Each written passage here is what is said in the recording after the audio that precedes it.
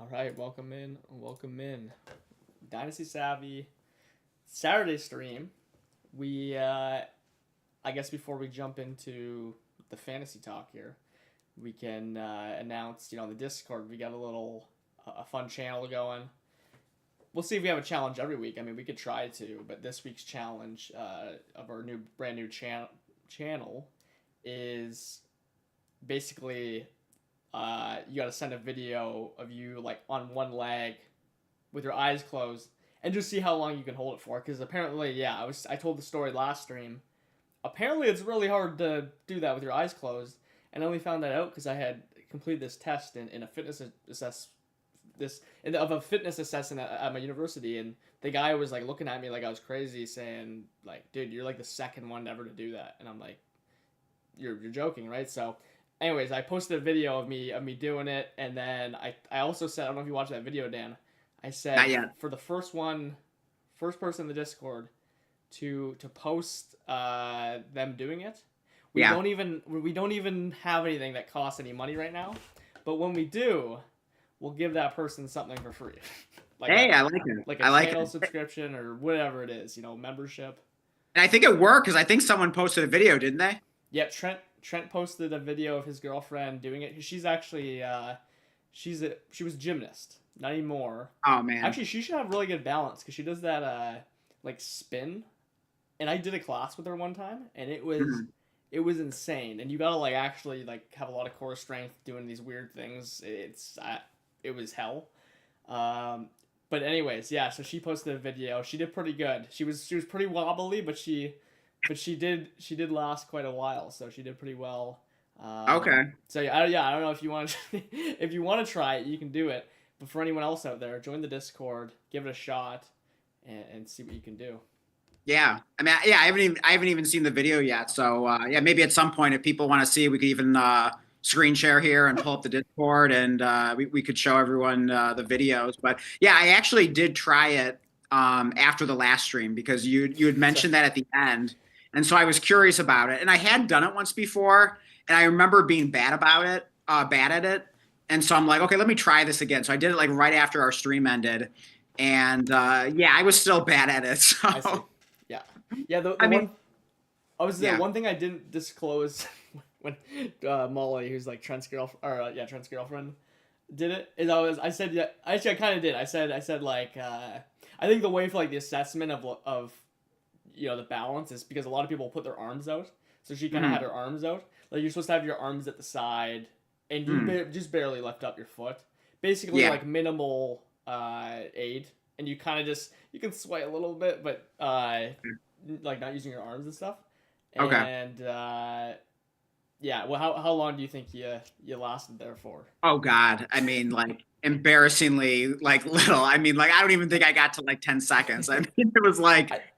It was probably south of 10 seconds. It was pretty awful. But that's like average is the thing. Like I think the guy said most people don't make it to 20 seconds. Like can't make it to 20 seconds. Okay. So I would say probably between 10 to 15 seconds is pretty regular for that. And so what were they actually testing? Were they just testing balance, or were they testing balance to like indirectly test some other thing? They were testing many things. Like I did a vert jump, like 21-inch vert, but you can't. The thing is, it's a 21-inch vert, but you can't like spring. You have to load your everything at the bottom, so you can't have like a springing action. So I unfortunately don't have a 40-inch vert, but you could probably get up to, I don't know, a few extra inches if you got that.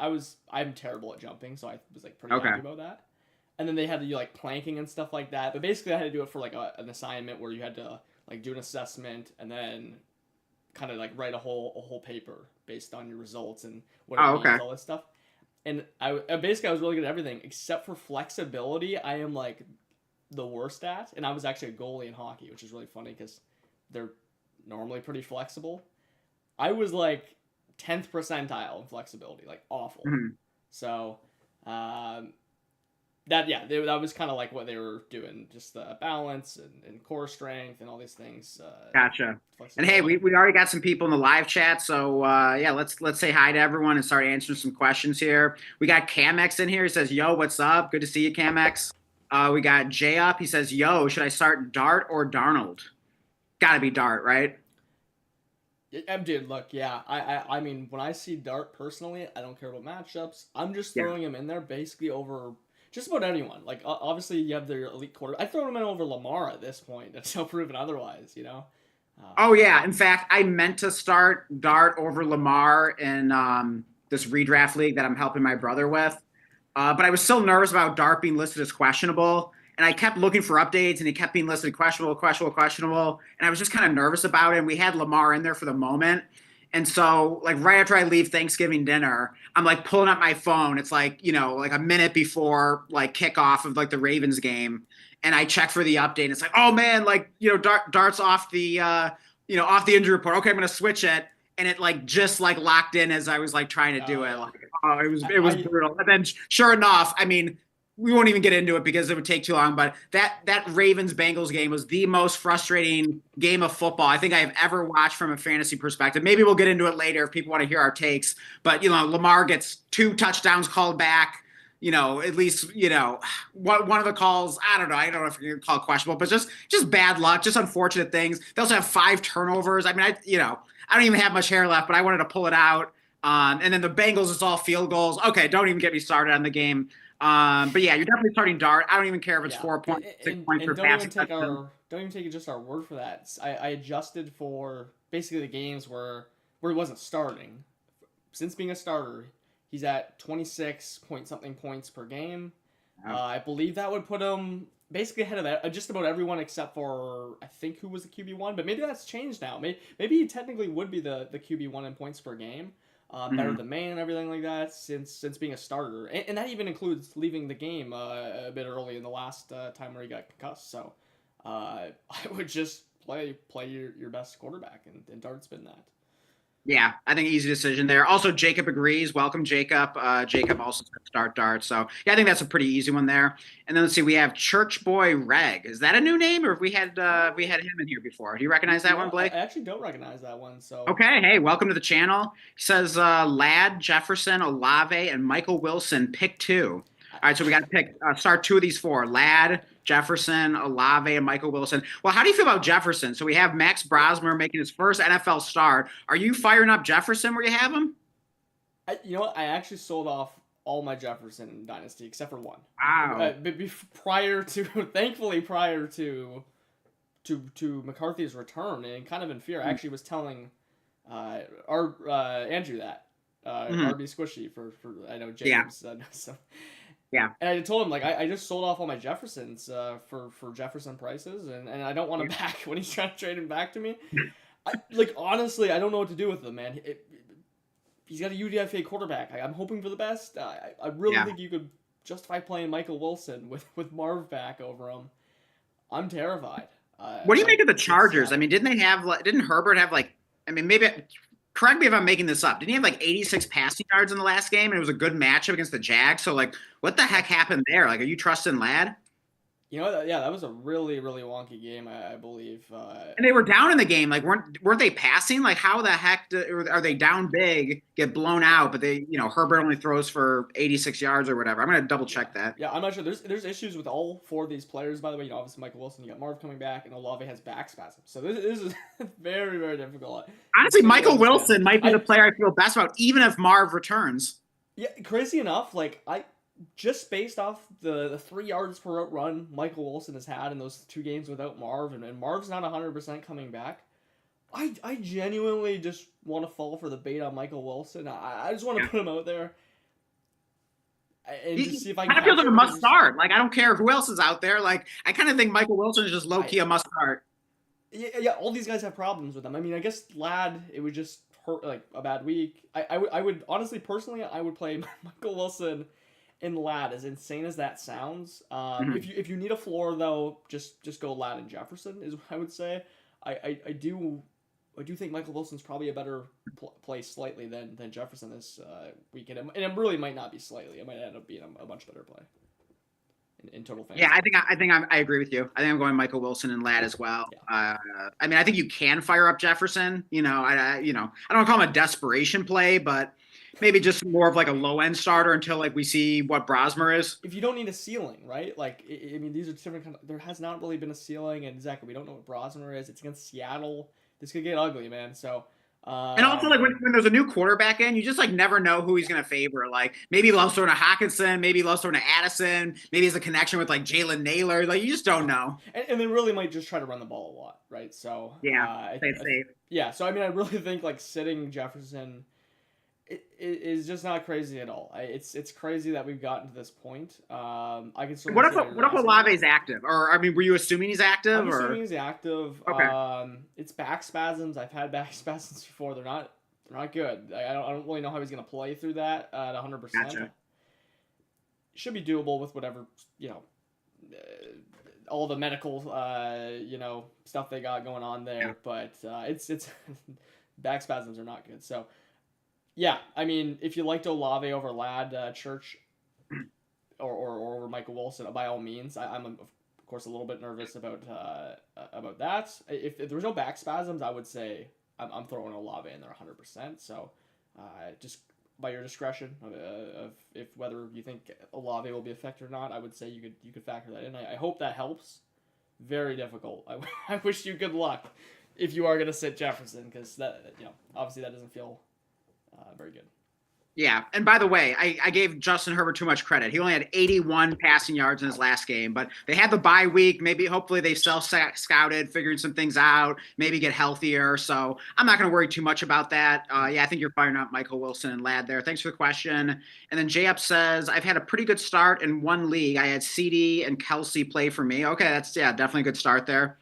And then in my other league, I had CD Rice and Chase Brown all play for me on another team. Hey, very nice. Yeah. It's always nice to get off to a good start with a Thursday game, especially on Thanksgiving where we had 3 games and then even the Black Friday game. So yeah, it feels good to have some nice performances then you can just kind of, sit with that for a few days, like sit back feeling good. You're like, okay, I got this, with the matchup. So.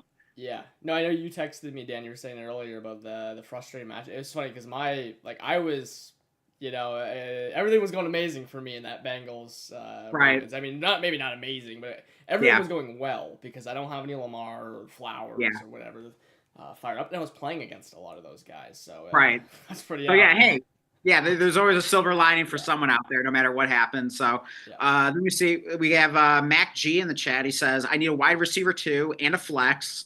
I have Tet McMillan, Ladd, Judkins, Diggs, and DK Metcalf. Okay. All right, so he's got to start one receiver and one flex out of Tet, Ladd, Judkins, Diggs, DK Metcalf. Boy, oh boy. I don't know. I mean, Tet just kind of feels like a must start regardless of the matchup, doesn't he? I mean, just off what he's been doing, target share wise, all that, you're basically he does play LA, right? Yeah, it is a tough matchup, but I'm not going to worry too much about that personally. Yeah, I mean, it's very difficult. Obviously, he's got really good players is the issue though. So. I mean, Diggs has a great matchup. I mean, if you want to talk about matchups, I mean, he's playing against the Giants. So, I mean, that's a great matchup. So that definitely stands out to me. And I do think Judkins could be sneaky against the Niners. Just kind of feels like he's due for a good game. He's at home. It's probably going to be like an ugly, sloppy game. It's in Cleveland, late November here.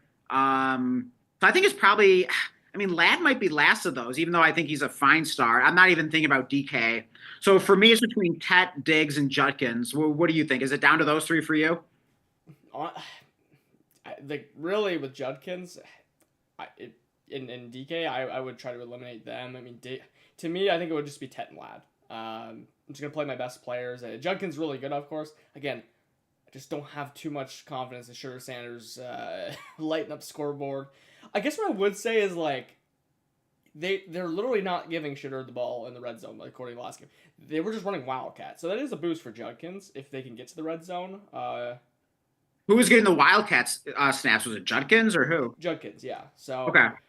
So that's actually maybe a little bonus for Judkins, although I see what you mean. I mean, Judkins certainly is risky. I'm worried about them getting in full PPR. I'm assuming this is a full PPR league, and he doesn't get a ton of pass catching. So I'm probably leaning Tet and Stephon Diggs. Again, I'm never huge on matchups, but Diggs has been pretty good anyways. I don't know if I can resist that matchup against the Giants. Yeah, no, Diggs has been awesome. I think I would just prefer Lad slightly. Again, I Okay. just think he's gonna play more and get more opportunities. Yeah. Okay. So it sounds like he He's should go also with great. Pat. You Also should a go great with Pat, matchup. and then yeah, if he wants to listen to me, go with Yeah, Diggs. If you want to listen to Blake, go with yeah. Lad McConkey. And Yeah. Thanks for the question. if you think Shador can actually get that offense fired against the Niners, like, dude, you can Yeah. 100% play Judkins. I'm just personally scared of that when you have other good options like Lad and Ted Yeah. and Diggs. So I mean, feel free to share what two running backs you're starting. I mean, maybe, if we don't love your running back two, maybe we talk into Judkins over, whoever you got at running back two. But yeah, thanks for the question in any case. And then, yeah, Church Boy Reg says, thanks, guys. Yeah, our pleasure. If you have any more questions, let us know. And then Mac G says, I agree, Camex. Let's see. Oh, okay. Wait, I think I skipped over what Camex said. Okay, so here's what Mac G agrees with. Camex says, I'm just going to say it now. I'm done with Odunze. I don't even think it's him. I watched that Eagles game, and Caleb can't get him the ball. I'm starting John Mechie until further notice. Yeah, I mean, Rome has been brutal. In fact, you texted me a shocking fantasy stat about Rome, Blake. You want to share that? yeah, I know the reason I know this stat. I haven't heard anyone talking about it. My co-manager in one league, Joshy, was saying, "Hey, should we, go and buy a Rome off this guy who put him on the block?" And I'm like, honestly, man, like the guy that we were potentially gonna add as a throw-in, I'm like, he's probably better rest of the season than what Rome is. And Wow. they just went back and looked, and yeah, Rome since week 4 has 2 games, 2 of them since week 4, above 8.5 points per game, or points just in full PPR. 2 games above 8.5. Fantasy That's points. Yeah, that's unreal. that's insane. That's not startable. And then that was before that. Actually, I think that was actually technically during the Eagles game. I didn't even know that game was going on. I made a couple lineup decisions like mistakes because of that. I just completely forgot that was happening. Right. So yeah, and then he had another 6 targets. Caleb's not giving him catchable balls.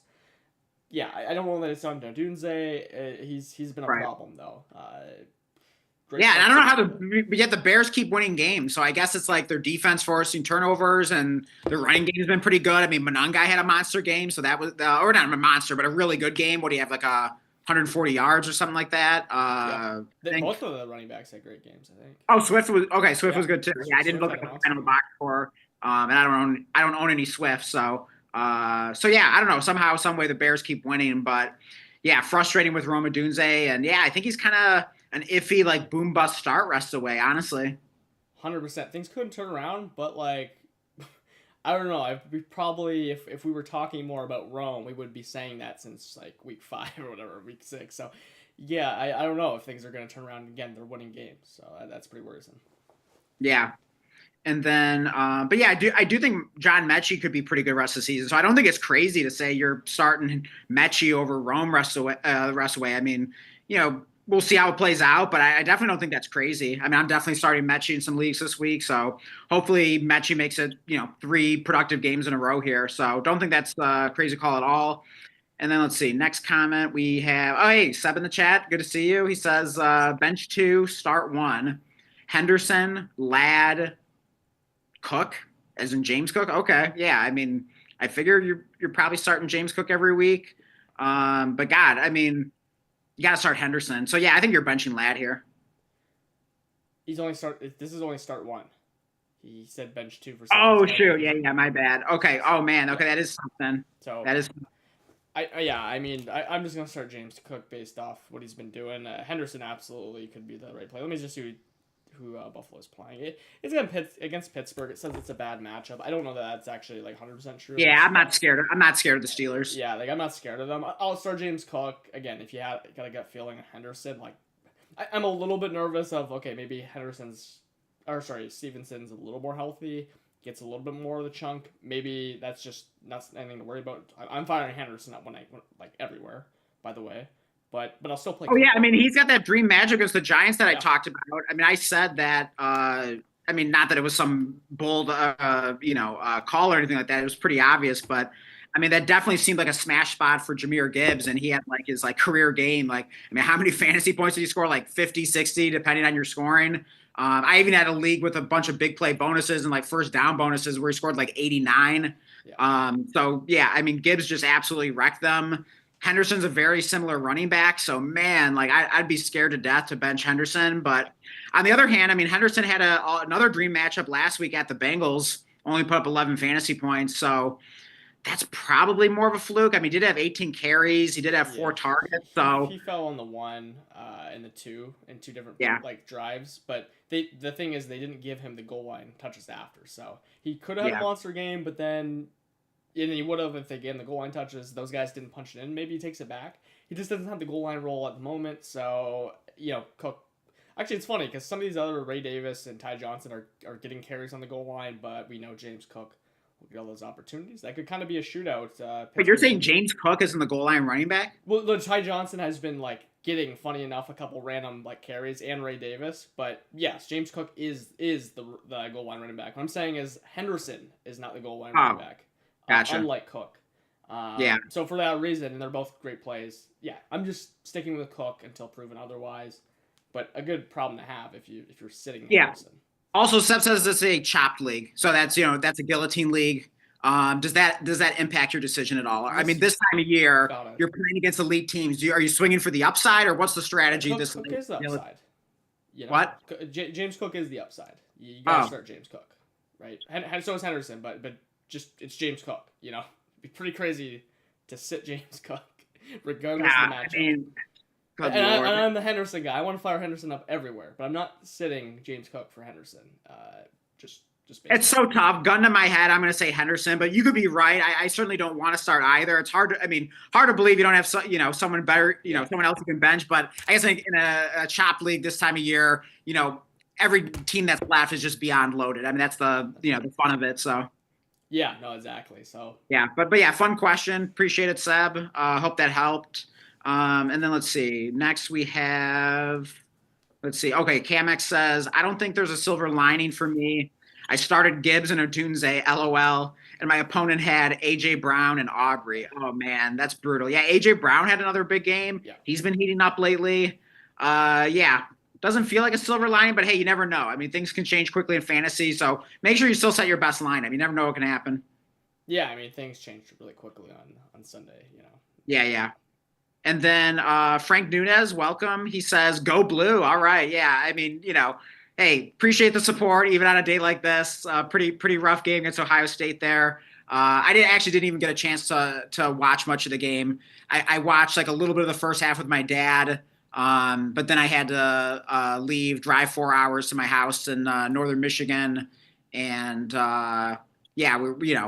winter storm was starting on the way, had to drive slow, took me a while to get up here. So yeah, I guess I'm kind of glad I missed the game. But anyways, Frank says we need a new offensive coordinator. Yeah, well, we only scored like 9 points. So yeah, that definitely possible.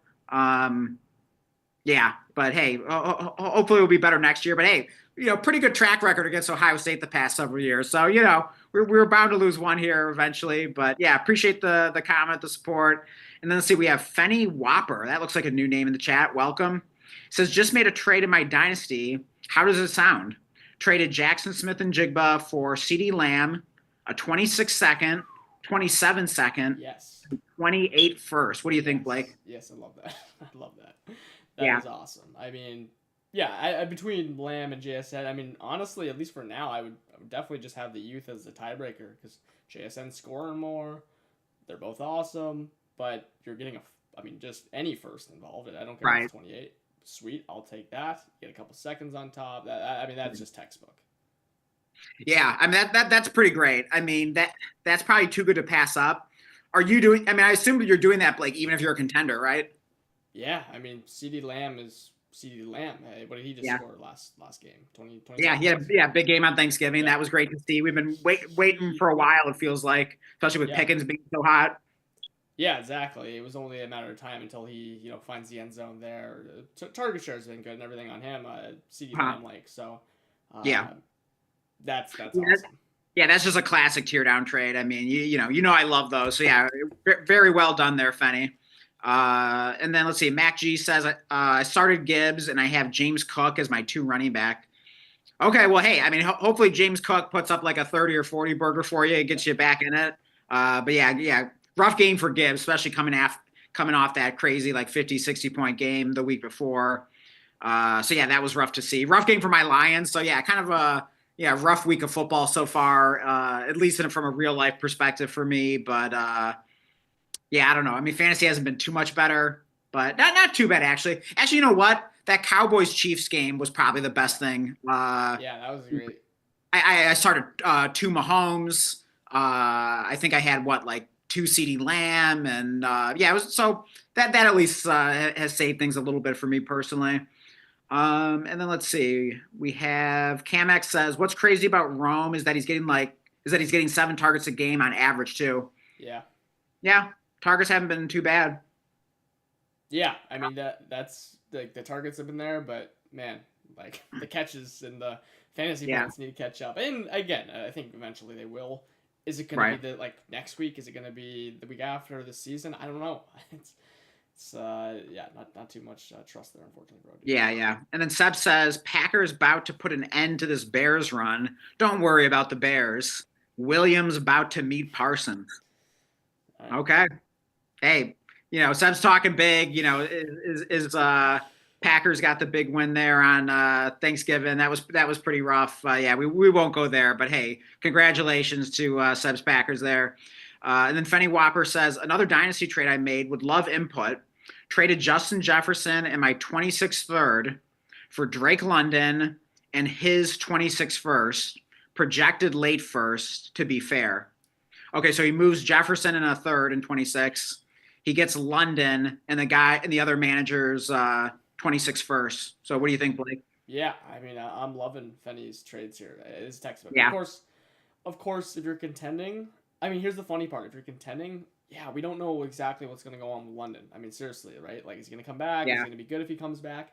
But here's the one thing. If you are a contender, is Jefferson even going to help you above, like, basically a replacement level? That's also a question. Maybe, maybe not. So, Mhm. honestly, whether you're a contender or not, I mean, dude, I mean, especially if you were, you could, in theory, just go take that 26 first and buy, I don't know, a really good player that you like, a Devontae Smith or something like that, or pack Right. some for Waddle, whatever it is. Yeah, So, Waddle came to mind for me as well. so I love it whether you're a rebuilder or a contender.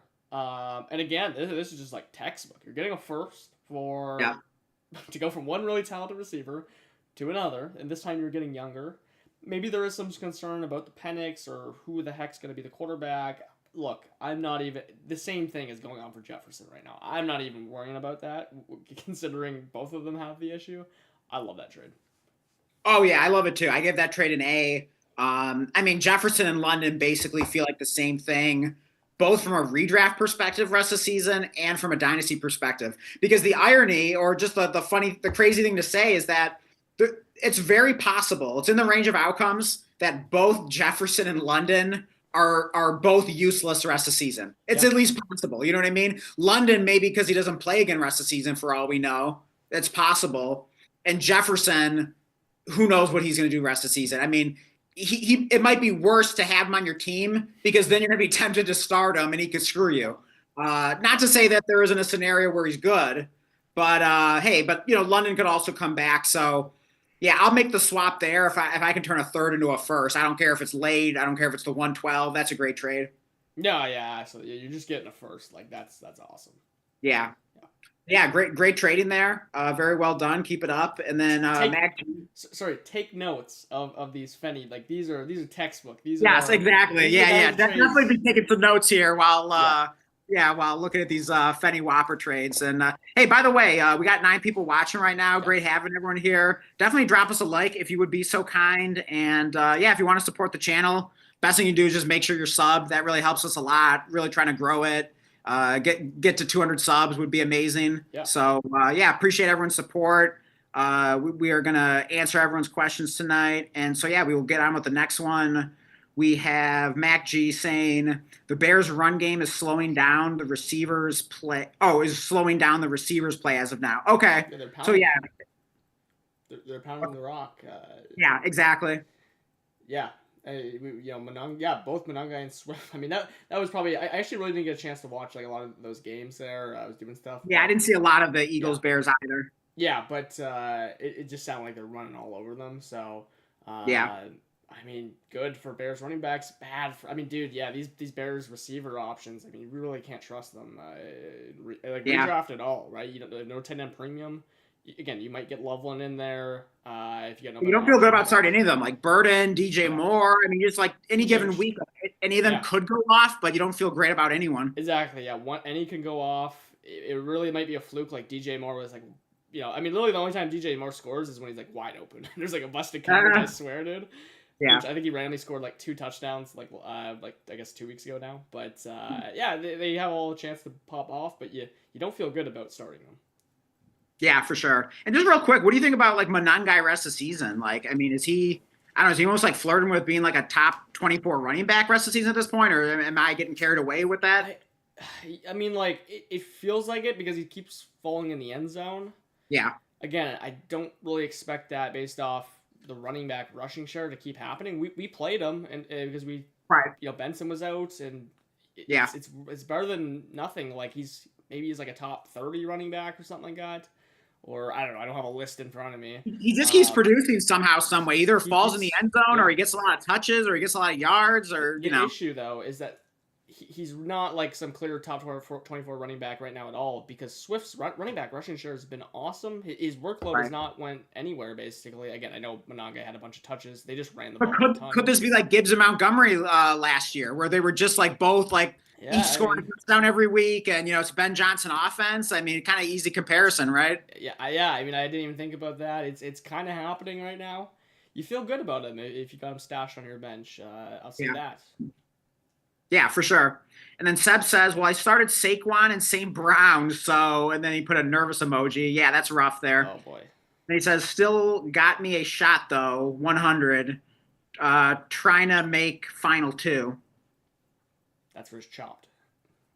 Oh, I see. Yeah, I gotcha. Yeah, I mean, Saquon continues to be up and down, probably more down than up. Yeah, the St. Brown injury was brutal. I mean, last report I saw says like, optimistically maybe only missing a week or 2. I hope that's the case. Like, I hope we have him for fantasy playoffs, or at least most of them. But yeah, that was a rough start for the Thanksgiving game. You just kind of knew that was a bad omen. Yeah, no, absolutely. And honestly, by the way, just Saquon in Dynasty is like, I mean, he's setting up to be the CMC of like, this of 2026. Although the issue is like the whole thing with CMC is like his pass catching, where like Saquon doesn't have that. But still, like, I mean, something could like Saquon. I feel like by the end of the season, if things don't turn around, man, oh man, he could be a great buy. Looking ahead here, so yeah, he could be. Hey, we got Nahal in here. He says, "Yo, I started Rice, AJ Brown, and Jordan Love. My God, I mean, all those guys just went like nuclear. I mean, what? Rice had 2 touchdowns. AJ Brown had 2 touchdowns." Yeah. And then how many did Jordan Love have? Like 4? I mean, I lost count. Yeah. I think we helped. I think we helped Nahal with that too, because I remember asking. Oh yeah, weren't we saying start Jordan Love? Because I was saying like, the Lions on Thanksgiving, they just like tend to suck, and it just wouldn't be a Thanksgiving without the Lions getting destroyed. Yeah. So like you knew Love was going to have a game. He had been in a slump lately. So hey, my theory proved right again. Anytime a good talented player is in a slump, and he has the Detroit Lions up in the schedule, that is the get right game. Yeah. That is the ultimate panacea for his problems. Yeah. So, and I hope everyone started. I hope everyone started Wicks too, because man, he'd been in a big slump too. What the hell? Like, I mean, I had him on a couple benches. That was hilarious. Obviously, I wasn't starting Tavian Wicks, but I drafted Wicks. I drafted Wicks with like my last pick in my home league because it's like really deep benches. It's almost like a dynasty league with the bench sizes. And I mean. Even in this league where there's like no one on waivers, like he was sitting on waivers, big game. So yeah, just crazy. Yeah. So yeah, of course, Wicks, out of nowhere gets going too. I'm telling you, the Lions is. We did say to start all those Packers receivers too. So I think we on the Wednesday stream we nailed that game at least, thankfully, and even Monty got in. Who you're saying that? Oh yeah, did I not guarantee a touchdown for Monty? Like that just seemed like he was so due, and it just felt very predictable as a Lions fan. So. Monty wasn't a bad start either. Oh, and Nahal says he sat Romo Dunze. Hey, man, like, yeah, I mean, you're nailing the start sits there. Very well done, Nahal. Very good. And then Seb says Jonathan Taylor, the other running back. And well, it'd be ridiculous to sit him right now. LOL. Yes, Yeah, I mean, I'm a little nervous about the Colts because it sounds like Daniel Jones is banged up. I don't care if he's, off the injury report or not. So, I mean, obviously, like, there's no scenario in any league where you're benching Jonathan Taylor. But as far as every other Colt, I mean, I certainly think, you can start some of them if you need to. But if I can avoid starting, like, non-Jonathan Taylor Colts this week, yeah, I'm definitely, looking into that. Yeah, I mean, agreed. If you got something really similar, you can always Yeah. break a tie until we get more information. Yeah. I'm just nervous about Daniel Jones and that Colts offense a little bit. Yeah. But yeah, hopefully JT is fine. Yeah, obviously you're starting him. So Mac G says you're destroying them in trades, Fenny. Yeah. Oh my God, absolutely. Yeah, great dynasty trades there. Yeah, I mean you're probably building some really nice teams there. No, 100%. That's like anything we would ever preach on this channel is exactly what Fenny's doing. Yeah. Absolutely. And then Fenny says, I am not contending, unfortunately, because neighbors decided to be the recipient of MetLife's curses. Also, my only running back was Genty and Marks this season. Yeah. I mean, that's, Genty and Marks have kind of been up and down, kind of all over the place. So, could be worse. Yeah. They're actually like not that bad, but of course they would have hurt you. Early in the season, and then neighbors out. So I can see how that probably got you in too big of a hole to climb out of. But exactly. Yeah, I'm sure that's probably looking pretty good for the future. Just guessing what the rest of your team might look like. Yeah, no, exactly. And I mean, hey, if you want any, we're the biggest Marks guys here technically. And I mean, there was no Marks guys. It feels like a dynasty. We own a bunch of Marks. I would say if you're not contending. I'm interested. He's a really good contending piece for your league mates. I don't know. I mean, if you don't basically have any conviction, I'd be looking to maybe trade him into one of those injured players, package him with something. Again, I want a second plus for him.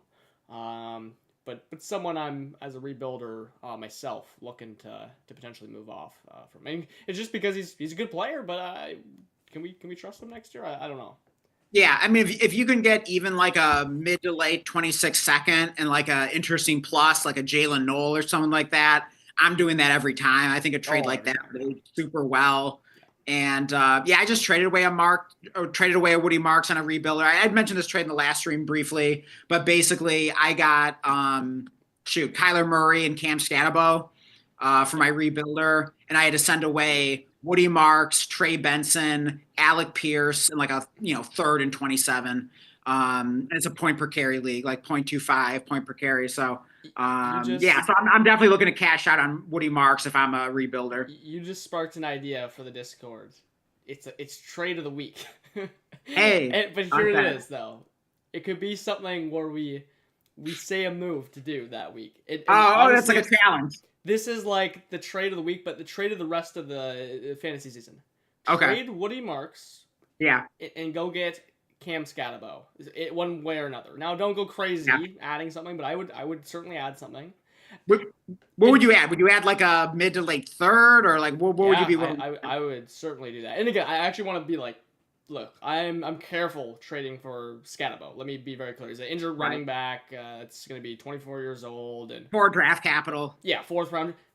But he's also awesome. We saw everything. So if you can just turn like someone that you think is going to just tank in value the second the off season's done, by all means, do it within reason for Scatterbo, as long as a contender has him. If a contender doesn't have him, you're probably out of luck, right? But Woody Marks into Scatterbo, just don't go like. I would try to find a way to do it without adding like a second or something.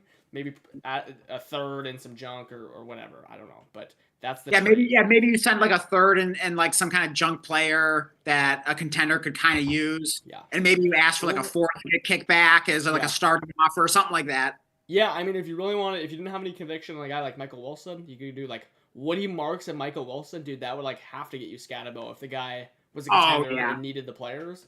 Maybe you even get like a third or third or 4th back there pretty easily. You might. I feel like that's a call. I mean, I don't know. Have you heard anyone say that? I haven't heard anyone say that myself. I think it's just like just low hanging fruit. Like if a contender has Scatterbo, you go get him for Marks. Yeah. But yeah, hey, so the gauntlet has been thrown down. So yeah, go out and cash out on Woody Marks, see what you can get, and yeah, brag about it in the Discord. Do we have that link in the description right now, Blake? We do. Yeah, it won't expire now.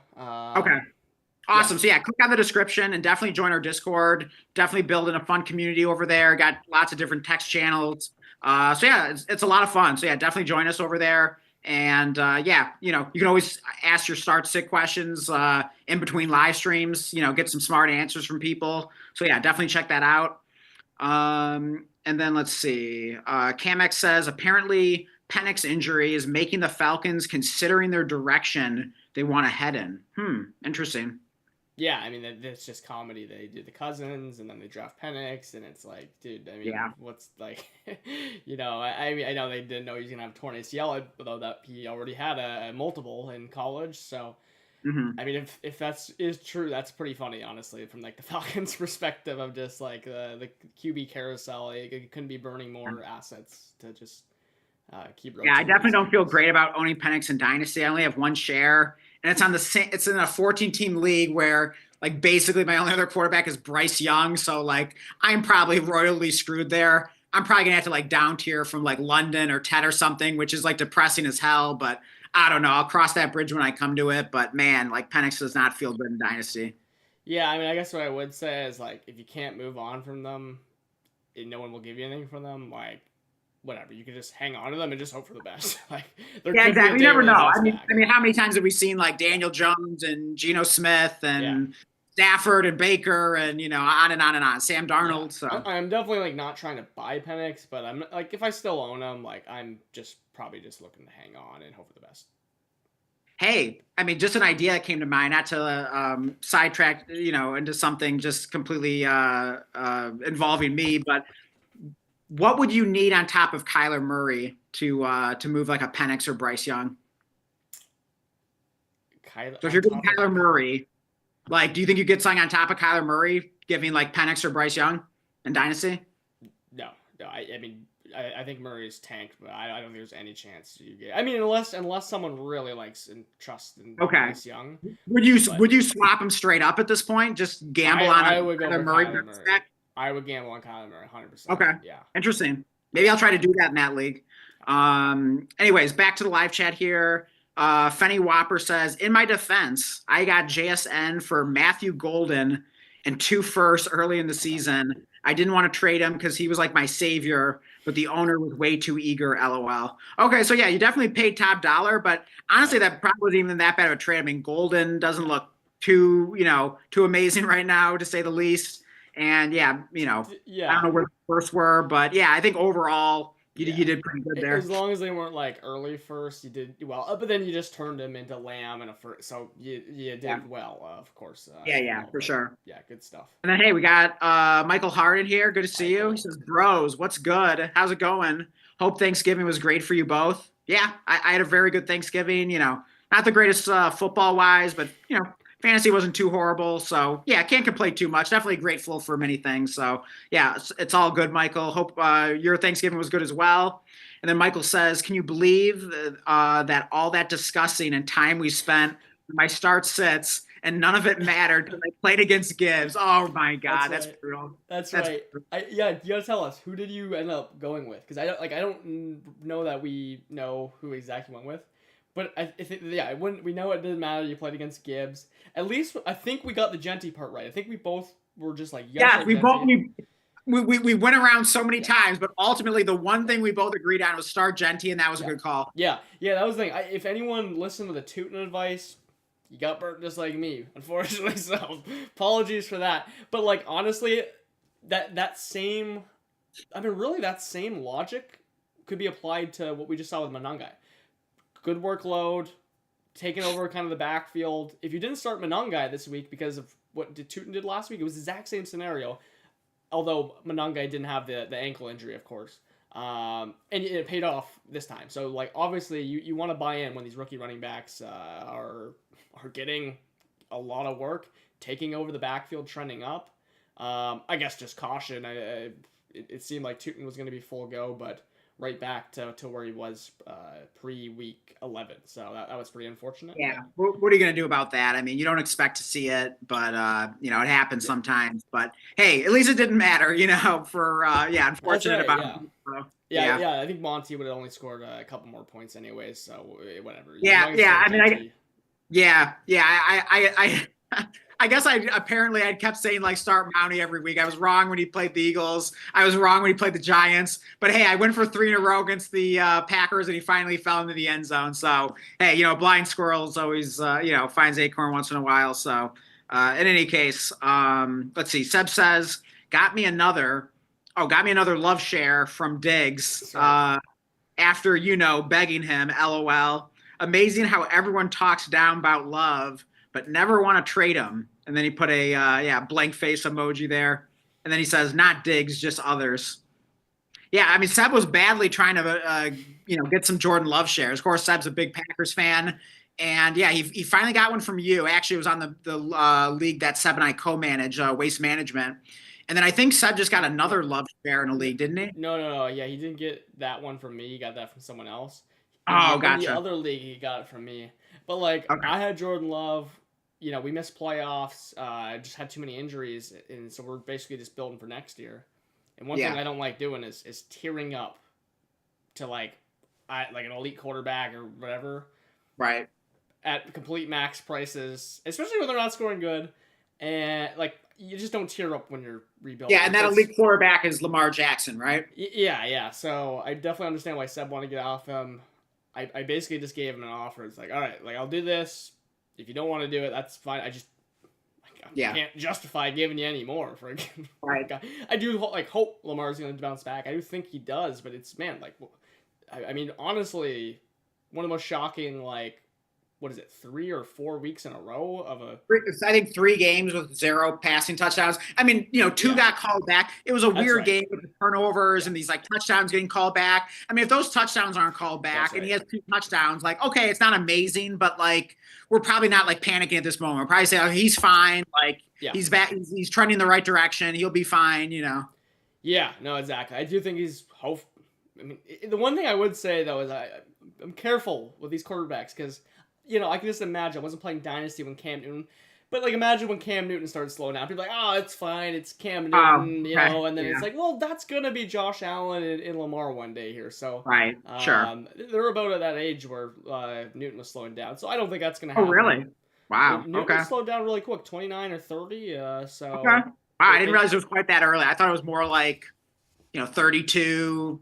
33, but yeah, you're probably right. I'd like to look it up just to be sure, but yeah, I mean he's 36 and in 2020 he was already on the Patriots, so wow. So okay, yeah, you're definitely right then. Yep. So be careful in the future. Yeah. That's all I'll say. These mobile quarterbacks, we haven't seen many. They don't have a great track record, so yeah, caution when buying if they are slowing down. I do think Lamar should be fine, hopefully. Well, hey, then maybe my tear down going from Josh Allen to Patrick Mahomes might age pretty well then.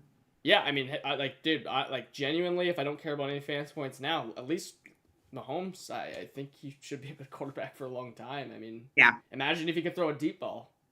Oh my God, yeah. Jeez, that's been such a source of frustration. I feel like he used to. I mean, weren't him and Tyreek Hill amazing for a while there? So I don't know what's happened to Mahomes' deep ball, but nice to see the big game from him. He kind of got out of his rut, so that was nice to see. Good matchup against the Cowboys. So he did what he was supposed to do there. Yeah. That was great to see, especially after I just traded for him. And then let's see, we have Costa 4K who says, "How about them Buckeyes?" Right. All right, who let him in here? Yep. Who let this guy in here? No, that Michigan hat.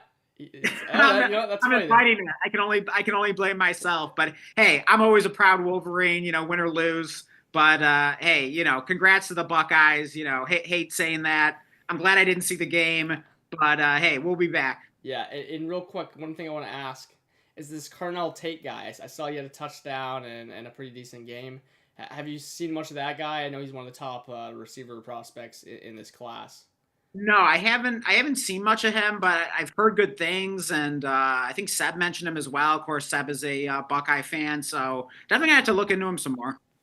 Yeah, I didn't hear about him until, again, I don't watch college football or particularly care Yeah. about it until basically the fantasy dynasty season, basically until the season's over here. But I do Right. start to look in a little bit, and yeah, this Carnell Tate guy looks pretty damn good. I know he's obviously a really hot name. So Okay. yeah, Yeah, yeah, good to know. outproducing Jeremiah Smith I saw today, or what, that game was today, right? Hey, well, that'll get my attention. Yeah. And then we got Nahal who says JD5 is on my waivers. Should I pick him up? Interesting. Yeah. Yeah. Yes. I I would. Actually, I think Nahal, this is the one where he had love and he partied, but yeah, just pick Jaden Might as Higgins. well. I mean, Why swing not? for the upside. I mean, might even be able to stash him in an IR spot because I think he's gonna be out this week, right? Yeah, no, you can definitely stash him in the IR spot as long as you don't have like weird league setting. Yeah. Maybe you don't end up starting him because you have better options, but Yeah. good Yeah, luck. definitely pick him up if you got a free roster spot. Yeah. Something you can drop and won't miss too much. And then Nahal also says thoughts on Jaden Higgins this season. I'm holding him, but I need a running back next week because of buys. Yeah, I like Jaden Higgins quite a lot. I would definitely not drop him. This would be like the worst. I mean, he's already been heating up. I mean, so like the signs are already there. The production's already trending up. I mean, he's a startable player already. He has been for a few weeks.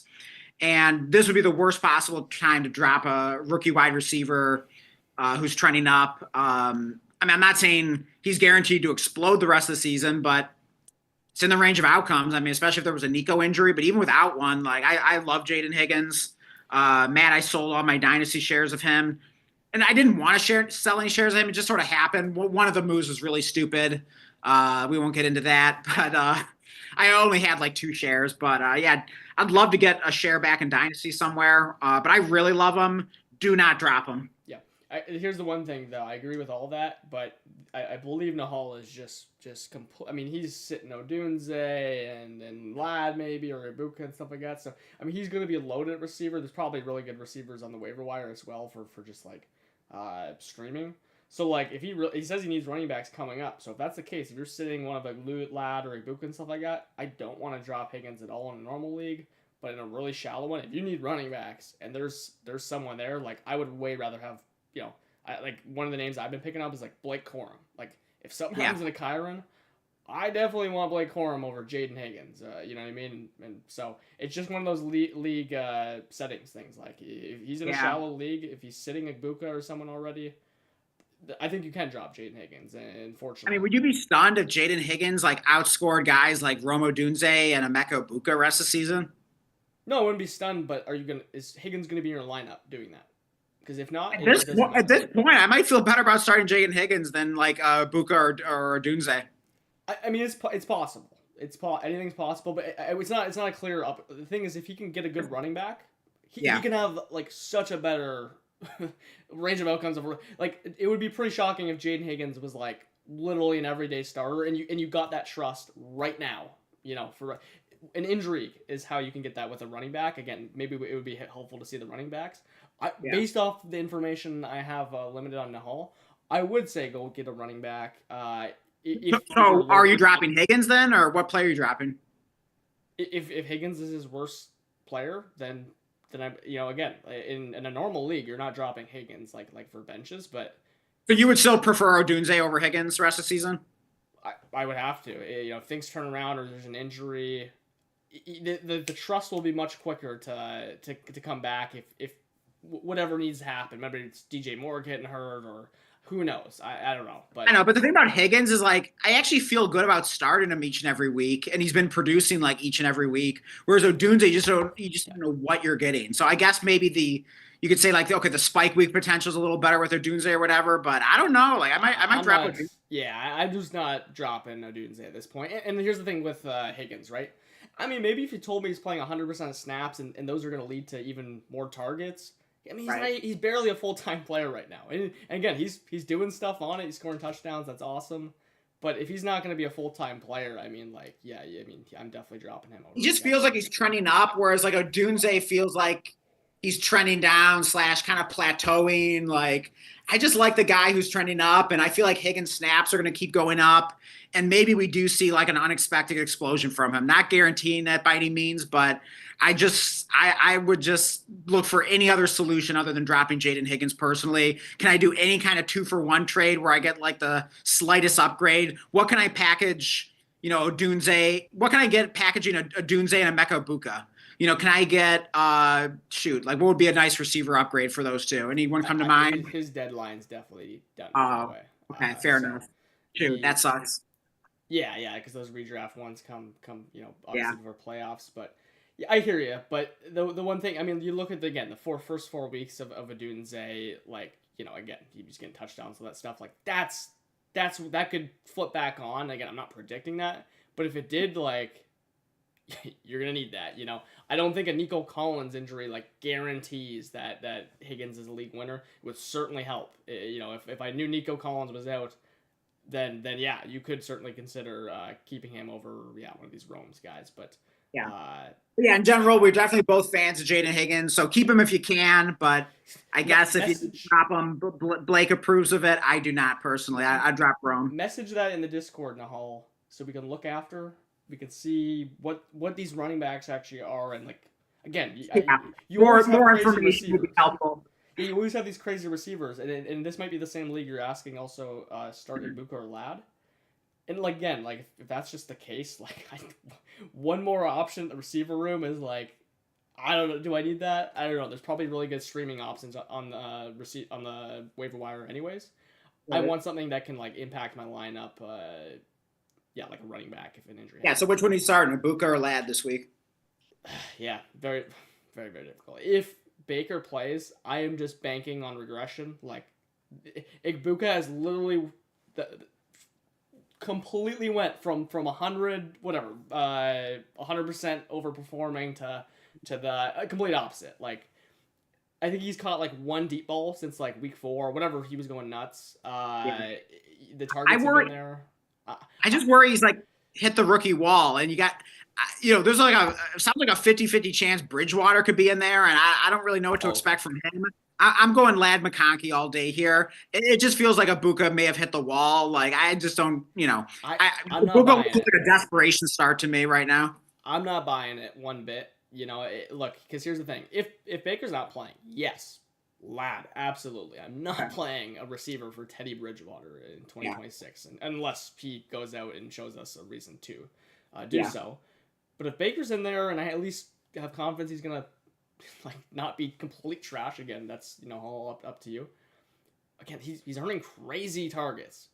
Everything is there. He just has not been hitting on the play. His catchable ball throw rate or whatever catchable target rate is like literally 5th percentile right now. Like, so unbelievably bad that like regression is going to happen, and when it does, you're gonna want to have a Buka in your lineup. I'm just not afraid to I don't know, buy or start a Buka right now.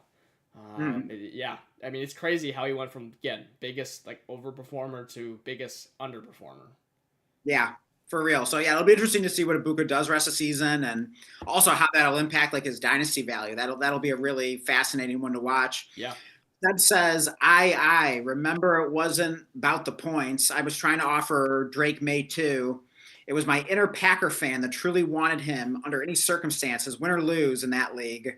Ride with my boy, Love, and green heart and a yellow heart emoji there. Yeah, I mean, hey, Love, that was good timing, right? Because you got him before the game, so you got your... Yeah, that worked out for Seb.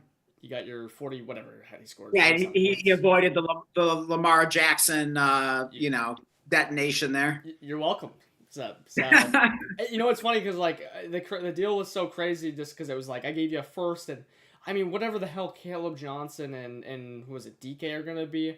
I mean, at least like you could always just like turn those guys into a bunch of thirds or something, and then the deal looks better or whatever. Maybe you somehow get a second for Caleb Johnson, or if he does anything.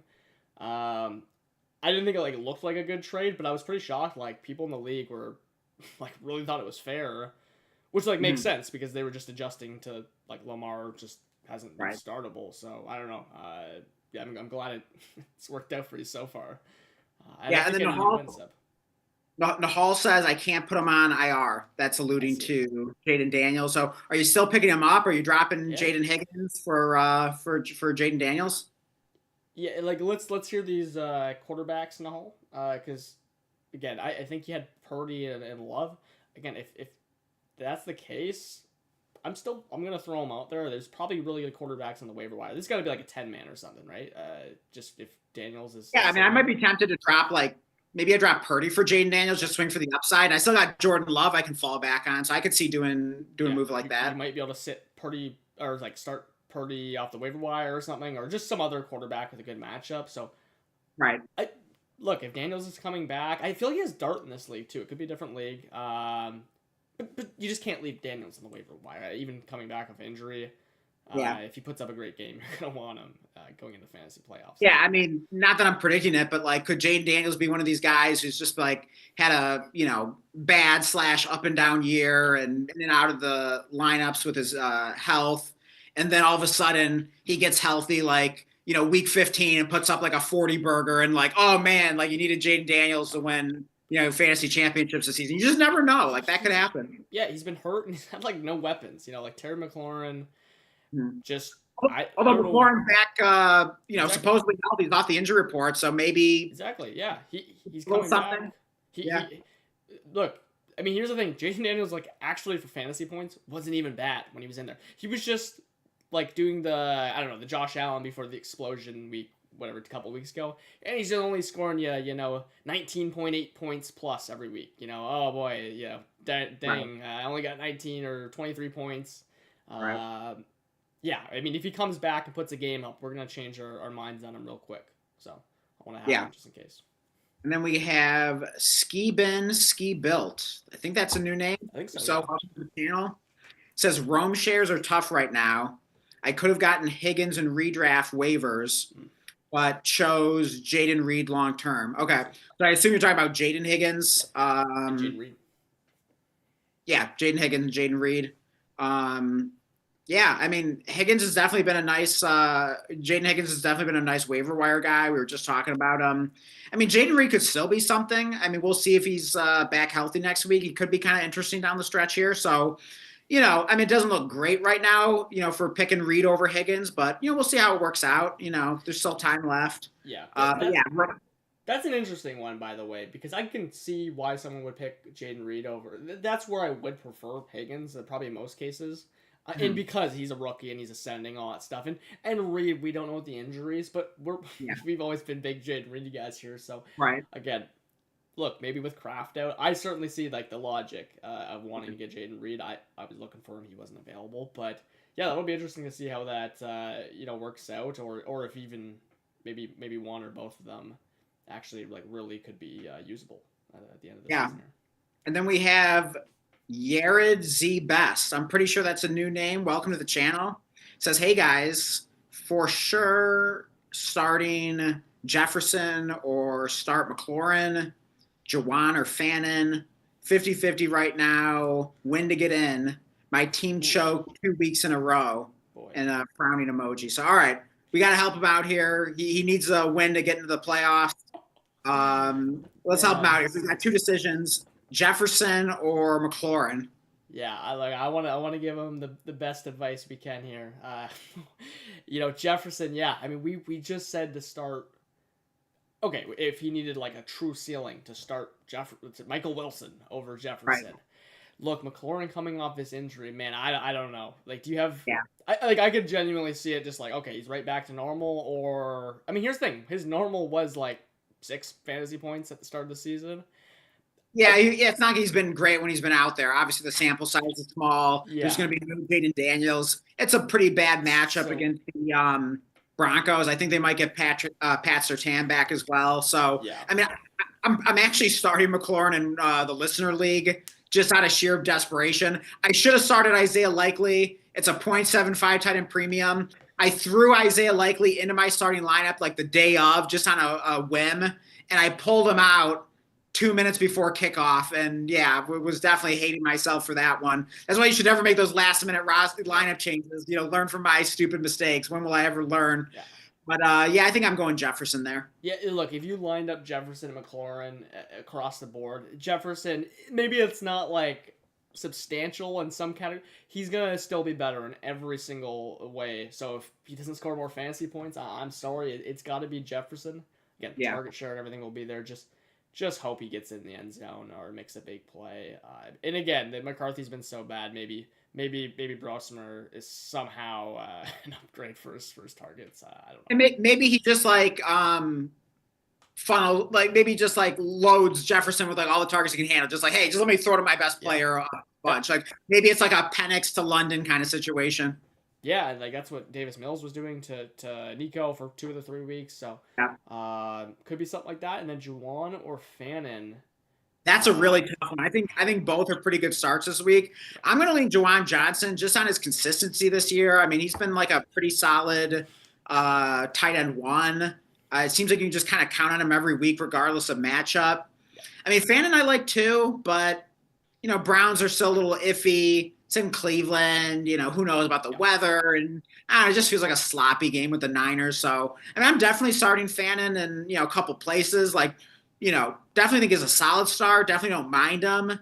I think it's close, but I'm going to lean toward Juwan. What do you think, Blake? No, I'm 100% going Juwan as well. Again, you're playing to win on a 50-50 right now to hopefully win and get in.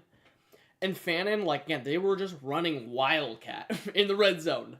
Yeah. You're going to need a touchdown from this tight end, right? In the close matchup. That's what you're looking for. Juwan Johnson has been scoring touchdowns. He's had a really good target share. I mean, he's literally like I don't know, at least in these tight end premiums, he's like a top 6 tight end. Again, Fannin's been awesome too. I'm not trusting that Fannin's going to just magically score a touchdown. Again, he might outscore Juwan Johnson by a couple points if Juwan doesn't get in. But if Juwan Johnson has a week, it's going to be far better than that, whatever that Fannin outcome is. So I'm 100% going Juwan Johnson there and trying to win the game. Also, Fantasy Points was saying that they could see the Dolphins and Saints each throwing a lot more than they usually do in this game, because both defenses, even though like running backs in fantasy score a lot against them, it's usually just because they're down and like the other team's like up and running the ball a lot. But on like a per play basis, they were saying that both teams are actually decent against the run, but bad against the pass. So because they're each two of these bad teams playing each other, they're probably both going to attack the weakness of the defense, which is actually through the air. So there might be kind of a passing shootout here between these two games, between these two teams, kind of low key. So I think that's even another feather in the cap for a guy like Juwan Johnson. No, yeah, 100%. I mean, he just put up a good week against Atlanta, which has been literally the last matchup you want. Yeah, and by the way, didn't I call that? I'm pretty sure we were arguing about a start sit where I was saying like, no, start Juwan Johnson against the Falcons about the match. I can't remember. Yeah, it was Loveland or Juwan Johnson. Oh, actually, Loveland had a good game too. So I think we were both kind of right, essentially, right? Yeah, I know Loveland scored a touchdown, so they both probably ended up being the same thing. Yeah, okay, hey, fair enough. And then let's see, we have Ken88 there.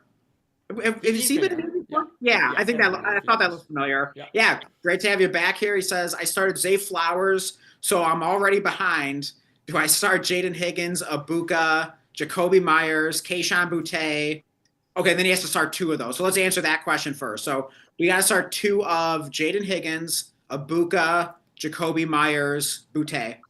Yeah, look, again, I was just talking about starting Abuka as long as Baker's in there. I'm going to answer this as if Baker's in here, by the way. If not, yeah, you could certainly consider putting these guys. I still actually might put Abuka with Teddy Bridgewater over Boutte or Myers, whatever, but I'm playing Abuka. I don't know. Do you like anyone else other than? I mean, Jade. I love Jaden Higgins. Like, I don't know what it is. I just love my boy Jaden Higgins. I'm so mad I don't have any dynasty shares, so maybe I'm overcompensating here. But no, I really do love Jaden Higgins in general and this week. And yeah, I'll start Abuka. I mean, if my other choices are Jacoby Myers and Boutte, yeah, I'll start Abuka. Yeah, no, yeah, I want to start Abuka, and then again, like. Honestly, even if it's Bridgewater, I'm still probably playing Abuka over the other guys. Yeah, it's closer.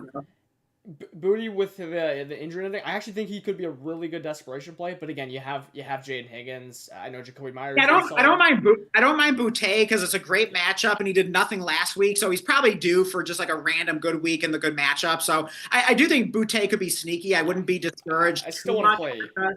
I But I still still want to play play Apuka. Higgins over him though. Again, just the target share and everything. And again, he's ascending, and we like Higgins. But I'm playing Higgins and Ibuka. But if you got a gut feeling about Booty making the play, Sure. again, good matchup. He's come back from injury, and he's just been whatever, like a boom and bust guy. So I can't blame you if you have more confidence in him over like a Higgins. Yeah. Yeah. And then let's see. Yared Z Best says, "Yeah, I had Flowers in instead of Terry. Maybe Justin Jefferson can have a crazy game versus Seattle too, but Fannin over Jawan's consistency.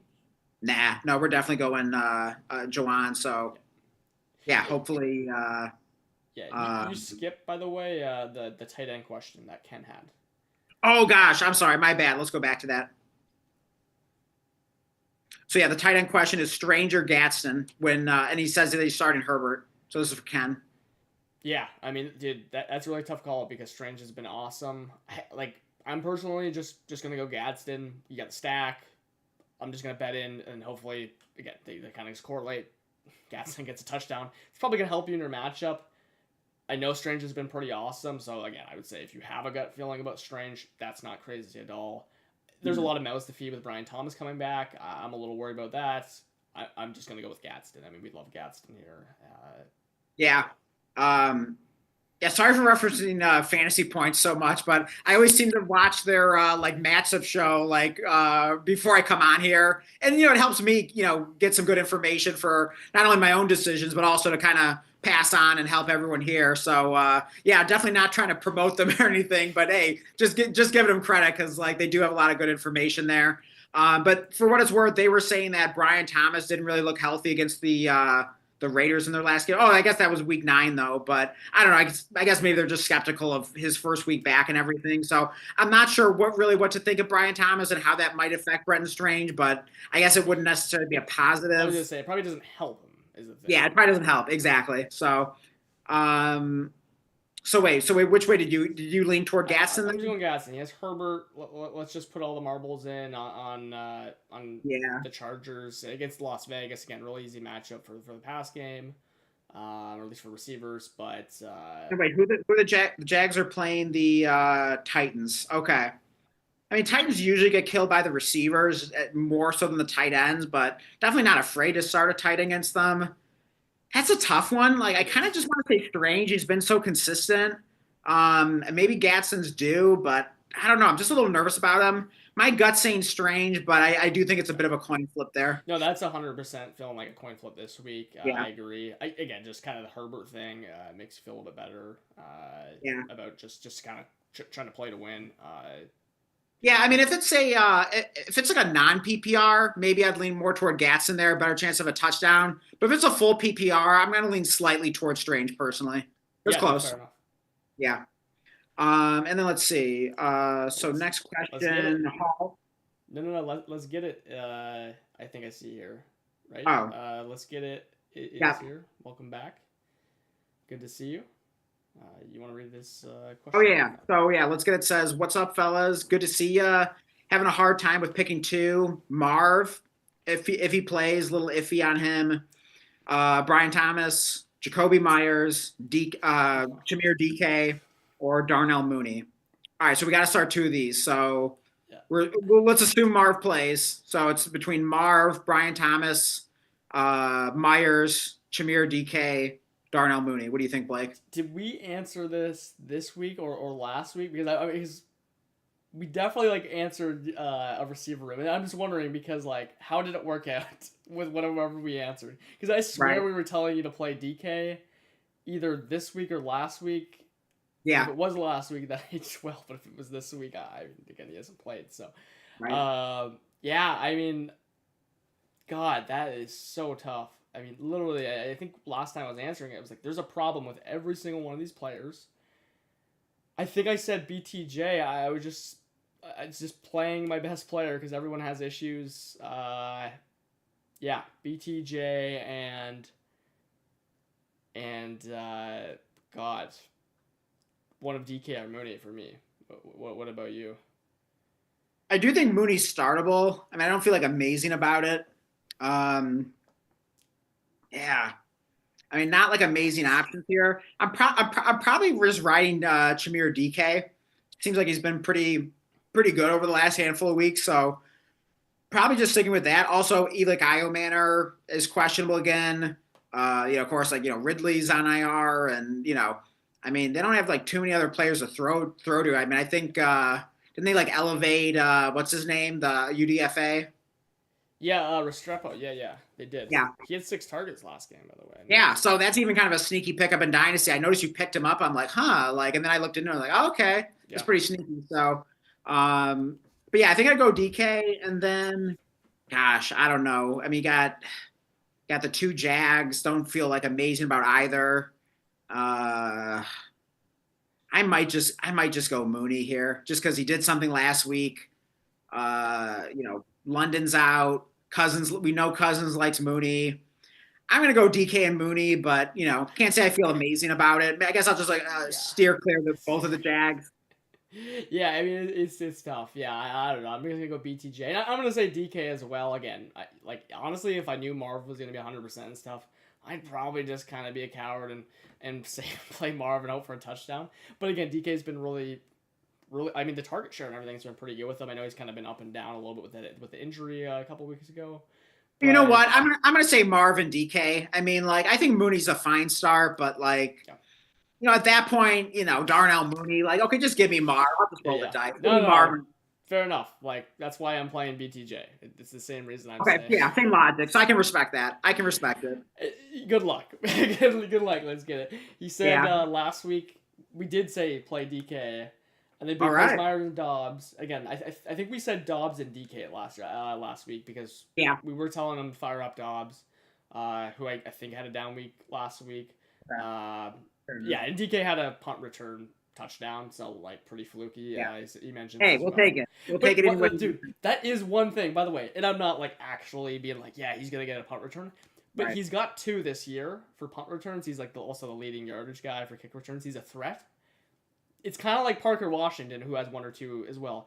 It's just a slight bit of a bonus, I mean, if they did it, if they have multiple punt returns through 11 or 12 games. Hmm. I mean, if that were to continue, there's like what is it, like a 18% chance that they get a punt return, maybe in the next game. Hey, that's a nice bonus of a free touchdown. So a tad of a tiebreaker to DK. Yeah. And hey, we still got 8 people watching in here. We also got 8 likes, so appreciate all the likes. Help us get to 10 if you can. We really appreciate it. And let's see. Next question would be, let's see, what are we on here, Blake? Let's see. Yard. Oh no, did we read this in the hall one? It says, thing is, I can drop Love as well, but I gotta wait till next week. Right. Okay. So yeah, I can't drop Love right now. Talking about like Jaden Daniels. Interesting. Yeah, I can't even see that in the hall comment. So no, I can. It's hidden. Yeah. And then yeah, anything you wanted to add, or can we go to the next one? Yep. And then let's see. Yared Z Best says maybe JJ McCarthy can have a decent game versus Seattle. LOL. Yeah. Hey, well, maybe he'll have a better game just from not being out there. Exactly. He can't do anything bad. Next. He cannot throw a pick. Yeah. So hey, maybe at this point that's just a good thing for JJ McCarthy. Hate to say it about my Wolverine there. That's right. Let's see. We have Joshua Alexander. Is that a new name, Blake? That is. He says hey guys, first time new or first Oh time viewer. my God. Yeah, I didn't start reading it yet. So yeah, that's stupid of me there. But yeah, he says, hey guys, first time viewer. I got running backs, Bucky, Vidal, Devin Neal, wide receivers, Tet, Troy Franklin, Mooney, Godwin, Pearsall, and pick 2 running backs, 2 wide receivers, and a flex, please. Okay. So we need 2 running backs, 2 receivers, and a flex. So yeah, let's do one at a time here. So let's pick the 2 running backs. Bucky Irving, Kamani Vidal, Devin Neal. Which 2 you starting, Blake? You gotta fire Vidal now that Hampton's out. Again, it could be he's been boom or bust. You gotta fire him up though, with that workload. I mean, Vidal was being good every other week, but he's coming off the bye. So does that mean he's gonna have another bad He week, or broke. does the bye not count? And now he's gonna have a good week. Did he break the trend the last week? Or no, he got hurt. Oh, he didn't. He got He hurt. kept up the trend. That's right. He kept the trend. Yeah, fire him up. But you gotta play This is him. gonna be a good game then. He's due for a good game now. You gotta play him regardless, because that workload's been awesome, and hopefully the trend continues because of the bye week or whatever. This is a good chance to talk about Bucky Irving. I mean, we kind of buried the lead here. Like, I think we called this the Bucky Irving dilemma. We put him on the thumbnail. So from what I hear, the Bucks offensive coordinator says that Bucky's like role / snap share is going to be similar to like Chris Godwin last week, which wasn't very good. They kind of eased him in. I can look up how many snaps they played him, but I believe it was under 50. So what are you doing with Bucky Irving this week, Blake? Yeah, if I had a running back better than Devin Neal, I would play them over Bucky. However, there is something about some talk about a potential hot hand if he's ready to go. And I mean, Bucky had really been struggling, mentally.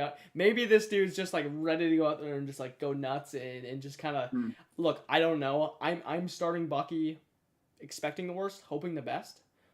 What I will say is like the Saints have like 1 or 2 rushing touchdowns this year. So, like, I don't know. Unless Devin Neal's the greatest PPR scam, which he did show some in his last start. Right. Or whatever, the last game where Kamara was out. Unless he's just the greatest PPR scam ever or falls in the end zone, I'm still going to take my shot on Bucky. So, if you don't believe Devin Neal's going to find the end zone, I'm just going to take my chances on Bucky and just pray he falls in the end zone or has just a good enough workload or does enough, catches a couple passes. I don't feel great about either, regardless. And I'm willing to take a lower floor on Bucky. Right. Personally, I don't know if the ceiling's even high enough to pay off. That's just kind of where I'm at between those two. What about you? Yeah, I think I'll lean slightly toward Bucky here. Because Neal, of course the Saints aren't that great. They can't run the ball that well. And then when they get in close, they're going to probably put in like Taysom Hill. So, Neal is going to get most of his points through the air. Maybe he could have like some kind of like, fun PPR scam kind of game where he gets like, 8 or 9 targets and like, 6 catches and, 60 receiving yards. And heck, if he falls in the end zone, great. You wouldn't expect it. But if that's my only other option, I'll just roll the dice on Bucky and hope I'm lucky there. Hope they use him a little more than they're saying. Yeah, the only way that I would say play Neal over Bucky is if you care about the difference of getting like 9 points from your RB2 and like 5. If that matters to you, play Neal. If you're like the strongest favorite in your matchup and you just need like a floor of 9 points, then sure, like Neal probably has that higher floor. Yeah, and I don't know that's even a floor for him, but again, if there is some PPR scamming, but again, I'm just playing my better player and just praying.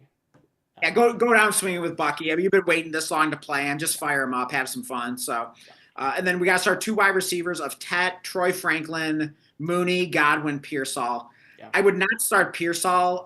Fantasy Points was saying how he did not look good out of his breaks and just does not appear to be fully healthy. It's not a good game environment anyways. We've been talking about it in Cleveland this time of year. So avoid Pearsall if you can.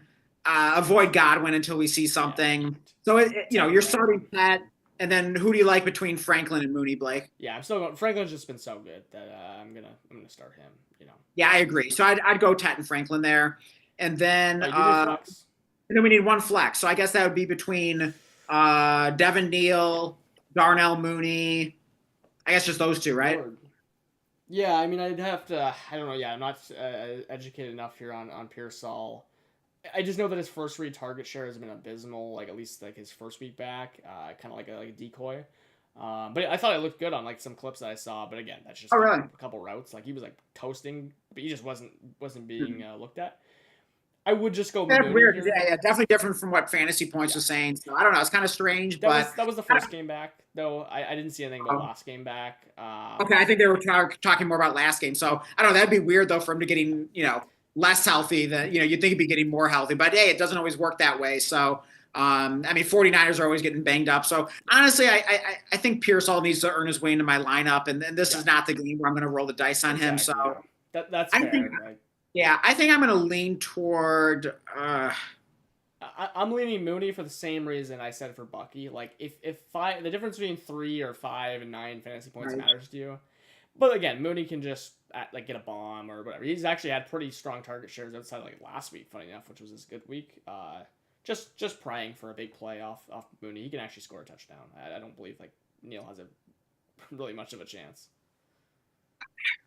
Call me crazy. I'm going to lean slightly toward Neil just because I feel like he's almost guaranteed for like 15 touches, isn't he? You know what I mean? Like, I mean, he should probably get around like 10 carries at least, probably around like 5 catches. I mean, at least 5 targets. He'll get the opportunity. Mooney, you never really know.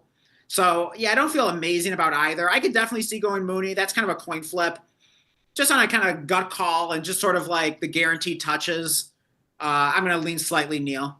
Yeah, it is Darnell Mooney. He's been terrible, but again, we got that touchdown, so that's just but he could be trending up. I think Fantasy Points was saying that actually Darnell Mooney's like separation metrics are actually starting to trend up. So maybe he actually is kind of getting healthier and kind of getting back to the old Darnell Mooney. Maybe last week was a little bit of a sign of things to come. So I think both are like fine desperation starts certainly. Flip a coin, go with whichever one you have a gut feeling about if you do. Yeah. If not, I guess we kind of give you a split answer there. So, I hope that helps. So, yeah, hope it helps, Joshua. Hey, thanks for tuning in. Absolutely. Yeah, definitely drop us a sub if you can. We stream every Wednesday night, Saturday night, and occasionally we'll also just do like a spontaneous stream every once in a while. I did a Sunday stream. What was that like? I think it was that last Sunday? A week or two ago, yeah. It was a week or two, Sunday or two ago. I did like a spontaneous Sunday morning stream. So yeah, definitely hit the notification bell if you want to be alerted anytime we go live. And what else was I going to say? I can't think of it, but in any case, next question here in live chat. Let's see. We have Trad Duncan. Is that a new name? I think it is. Yeah. I don't know if there's any relation to Randy or Reed Duncan, but in any case, welcome. Says, evening fellas, started Rome. Now I got to close a 15-point gap. Who should I start at running back, Tracy or Bam Knight? I think you got to let's answer that one first. I'm going to say Tracy there pretty easily. I really don't care that much about the tough matchup against the Patriots. Also, Fantasy Points was saying that that the Patriots run defense actually might not be as bad of a matchup as you think. But regardless, I'm just going with my best player, Tracy. What do you think, Blake? Yeah, Tracy actually had a ton of like red zone work, which he didn't have the weeks prior. He's been looking good. Like, I mean, he's actually done better than I thought. Yeah. So he's trending up. I would 100% play Tracy. I feel much better about that. And then he says, and who should I go with a quarterback, Baker or Lawrence? And then he says, win guarantees my playoff spot. Okay, so let's give him some good advice here. God damn it. Baker or Lawrence? No, I'm not actually saying that. Look, if Baker's going, I'm praying for the best with Baker personally. Lawrence he's been not great, but he actually has probably been better than people realize because I've actually thrown him in a super flex lineup a couple times, and it's worked when I've thrown him in there. Thankfully, I haven't gotten Geno'd by him. I would still just pray with Baker personally. I'm gonna plug my nose here. I'm gonna go with Trevor Lawrence. Yeah, no, fair enough. I mean, again, he's healthy. He's healthy. He should have his full complement of weapons. I mean, come on, Brian Thomas, Jacoby Myers. Yeah. Okay, I guess he doesn't have Travis Hunter, but Parker Washington's been solid. Brenton Strange has been good. He's got the 2 running backs and Etienne and Tootin.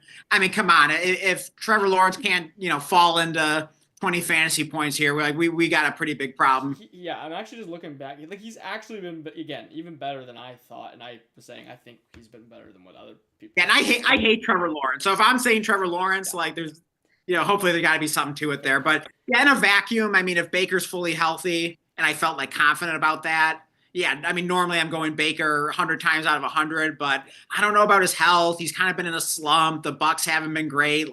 Just the vibes aren't good there. Yeah, I'm still. I actually think the Lawrence play might be the right one. I'm still going with Baker. I'm still playing my better quarterback and praying the health is there. Again, I like the matchup, so. You like the matchup for Baker? You're saying? Playing against Arizona, isn't he? Yeah, I mean, you gotta love the Titans matchup too. Although it is a divisional game, and when I think of Titans, I think of how they always play on. Don't they always do like a Thursday game like Jags Titans with like the Yeah. ketchup and mustard uniforms? It's always like the worst game ever. Hopefully that has more to do with like Thursday Night Football than it does like the Jags Titans. But on paper it's a pretty good matchup. Yeah, one thing I will say, and it could be, yeah, they're just pounding the rock. I heard a quote of a Jags lineman saying that their game plan from now, like basically their game plan going forward has just now been, we are gonna run the ball until you stop us. So look, maybe Wow, you think that's a good thing for Lawrence. He gets some red zone might opportunities be. or maybe some efficiency, but the attempts I was looking and the attempts have been down. So I'm sticking with Baker. It could be wrong. I as long as he's healthy. Yeah. Doesn't feel Although great. the Titans' run defense is trending up, according to fantasy points, anyways. But I don't know. That is interesting. I mean, maybe getting back to running the ball, where all like the pressure's in on Trevor Lawrence. I could see that helping a guy like him because, I mean, let's face it, Trevor Lawrence needs all the help he can get. No, yeah, absolutely. So I don't know. You need some attempts though. Yeah, I Yeah, of hope he course. Yeah, of course stays. you want the volume for Trevor Lawrence. So yeah, I mean, you hate to bet on Trevor Lawrence being efficient. That is definitely a scary thought. But Yeah, I'm gonna plug my nose and say Trevor Lawrence. go But yeah, because we're I hope it split. helps. Go with your gut. Just Oh yeah, whatever your gut's saying on this yeah, one. yes, Dunk it. Just go with it, 100%. yeah, Whatever you will feel best about too. If it doesn't work out, is what I would say in this one. If you're gonna hate yourself for playing Lawrence, and Baker goes off or something, then just yeah. don't play Lawrence. Simple. Yeah. And just skipping ahead for a second here, Yared Z Best says, appreciate it. I am now subscribed and I hope I can win this she with a laughing emoji. Hey, let's go. Appreciate that a lot. Hope you get that win. Definitely let us know how it goes. And yeah, appreciate the sub. Yeah, no, and the way that he said his comment, like win and get in or something like that, I was like, okay, like We got to bring it we here. gotta give you the right play. I hope we did. I actually really like the process on between those decisions, and I certainly get what he Yeah. asked. Hey, and also Joshua Alexander says, I liked and sub. Thanks, fellas. Hey, Awesome. appreciate that a lot. Like that helps more than you know. So thank you so much. Yeah, thank you, Joshua, and everyone here. I think, Oh, yeah, absolutely. Yard said it too, right? So you just read that Oh, one, right? beautiful. Hey, appreciate it so much. And hey, we got up to 10 likes. So I can't remember if we actually set the like goal. I think I mentioned it, but in any case, yeah, I don't know how we can reward you guys, but if you want us to pull up that Discord and show some of the videos of people doing the balancing thing or whatever, we could do that. Or let us know. Like we're open to different things, but really appreciate all the love tonight. Yeah, no, absolutely, and let's get it's coming here. Okay, this is interesting. Rams. He said, were we standing by? I think this is like a last week's result. So I guess Okay. we said Rams D over Broncos D. Or okay, wait, no, he is asking that for this week. How did that Okay. go last week? Number one, did we suggest that? I'm just trying to remember there. Let's get it. Right. And again, what are these matchups here for the Broncos? Right, I know that Rams. Broncos are playing the Commanders, led by Ooh, Marcus Mariota, so that's not too shabby. yeah, And then the Rams are what they get home Carolina. Panthers. Yeah, they get Carolina. I actually think I'm streaming Rams defense. I just look for Bryce Young every week. Like seriously. Yeah, I think I gotta go with the Rams. I think both are fine starts this week, Yeah, but I'm gonna lean toward the Rams. yeah, both great starts. Broncos have been awesome. Again, I actually just feel better playing Bryce Young because there's been like implosion potential, and they've had a really good run D or whatever. You were saying that stat where they haven't let up one until Yeah, K9 got in. right. I mean, if Bryce has to just sling it, it could be trouble. I mean, hopefully it's not Falcons all over again. Let's just say that. If that happens, I'm sorry. Yeah, and then hey, Trad Duncan says you earned a sub and like out of me, guys. Hey, you guys are amazing tonight. Yeah. Thank you so much. You guys are so awesome. Really appreciate it. No, yeah, awesome. Appreciate the sub, and yeah, it's been actually a really great stream again tonight. Heck So yeah. Yeah, so we'll keep it going here. Let's see, where do we leave off here? We just read Let's Get Its question about the defense. Okay, and then we have Chris Yours Truly. Pretty sure that's a new name. Welcome to the channel, if I'm right about that. It says Fannin, Waller, or Strange rest of season. Okay, let's answer that one first. So rest of season, which one do you want? Harold Fannin, Darren Waller, or Brenton Strange? my lord, so much going on between all those players. Like literally, Right. Wow. Yeah. I dude, honestly, Let's like, assume it's a full PPR league. yeah, assuming it's full PPR.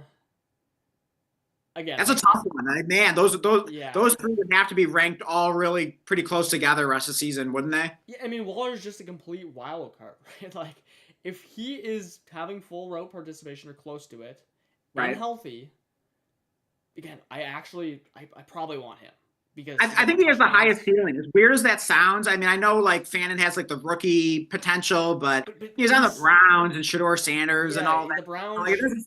doesn't feel amazing. Strange probably has the highest floor, maybe. Just he just seems to be like good, week in, week out. But yeah, I really do think the highest ceiling is Waller. So hey, if you're trying to win your league and you're just going for it, I mean, he is questionable this week, so Yeah, make sure he's active. But if he's active, man.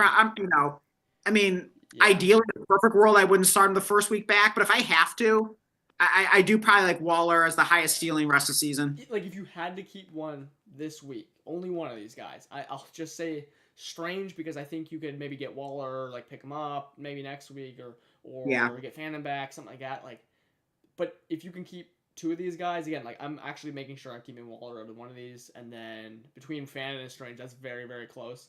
Like honestly, if I knew they aren't gonna keep running Wildcat in like the red zone, if that were to change, I want Fannin. If they are gonna keep running Wildcat while Shitter's in there, it has to be Strange. It literally has to be, and he's actually been super strong. So, yeah. I hope that helps. Like if I have to keep one, I'm keeping Strange in figuring it out after. But I do again, I completely agree.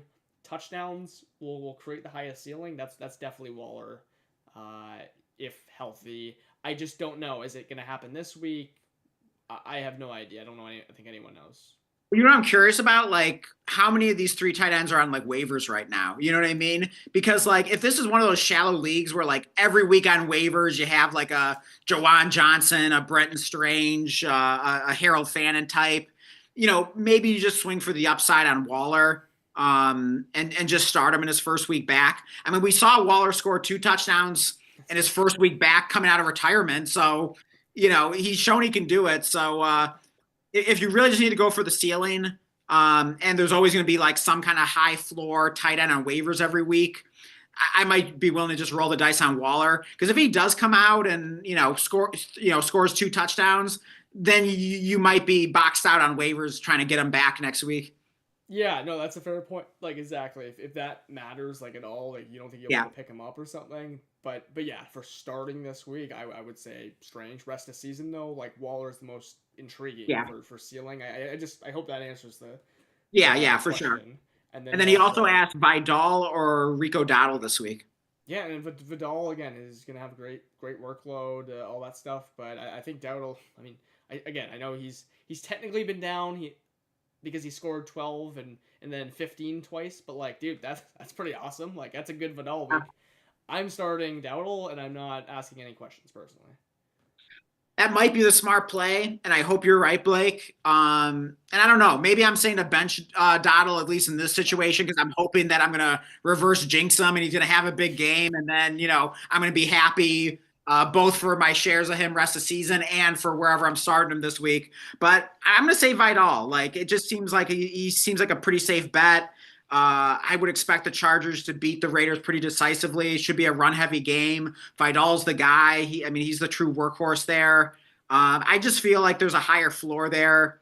I just feel safer with Vidal this week personally, but I think it's pretty close. I hear you, but the one thing I'll say, I know it's a really tough matchup, but when Rico Dell has 6 carries and still scores 12 fantasy points, like, dude, let's go. I mean, to Yeah. me, like that's floor. That's floor for you. And then we know You what you definitely see. talked me into it. And hey, like if my theory about like a good player who's been struggling lately going up against the worst possible matchup is like guaranteed to go off, like that would be Rico Dottle this week. I would. That's the thing too. You keep saying struggling. I don't think he's struggling. Like I don't think he is. I mean, struggling relatively to the huge he's ceiling. not scoring 40 points a game. I know, right? So that that's disappointing, yeah, right? That's the biggest reason ever to start Dowdle. We're disappointed and Right. he's only scoring 15 points. Yeah, like dude, you're so happy when Vidal gets a touchdown or scores 15. It's Rico Dowdle. I'll die on that hill. Whatever. No, I mean, On the Vidal results. has looked good, but yeah, I don't know. I mean, you make a good Yeah. case. Yeah, sorry for the split answer there, but hope we helped give you some things to think about there. I don't think you go too wrong either way. I think they're both good starts this week. They're both good starts, obviously. Yeah, Yeah, absolutely. we're telling. Um, and then let's see. We have. Wait, where did we leave off on? We already we answered that or we read that. Let's get it one there earlier, Yeah. and then what is it? Yared was saying my name is actually put some onions on that beach, but it switches on the live for some reason. All right, what should we call you? Onions?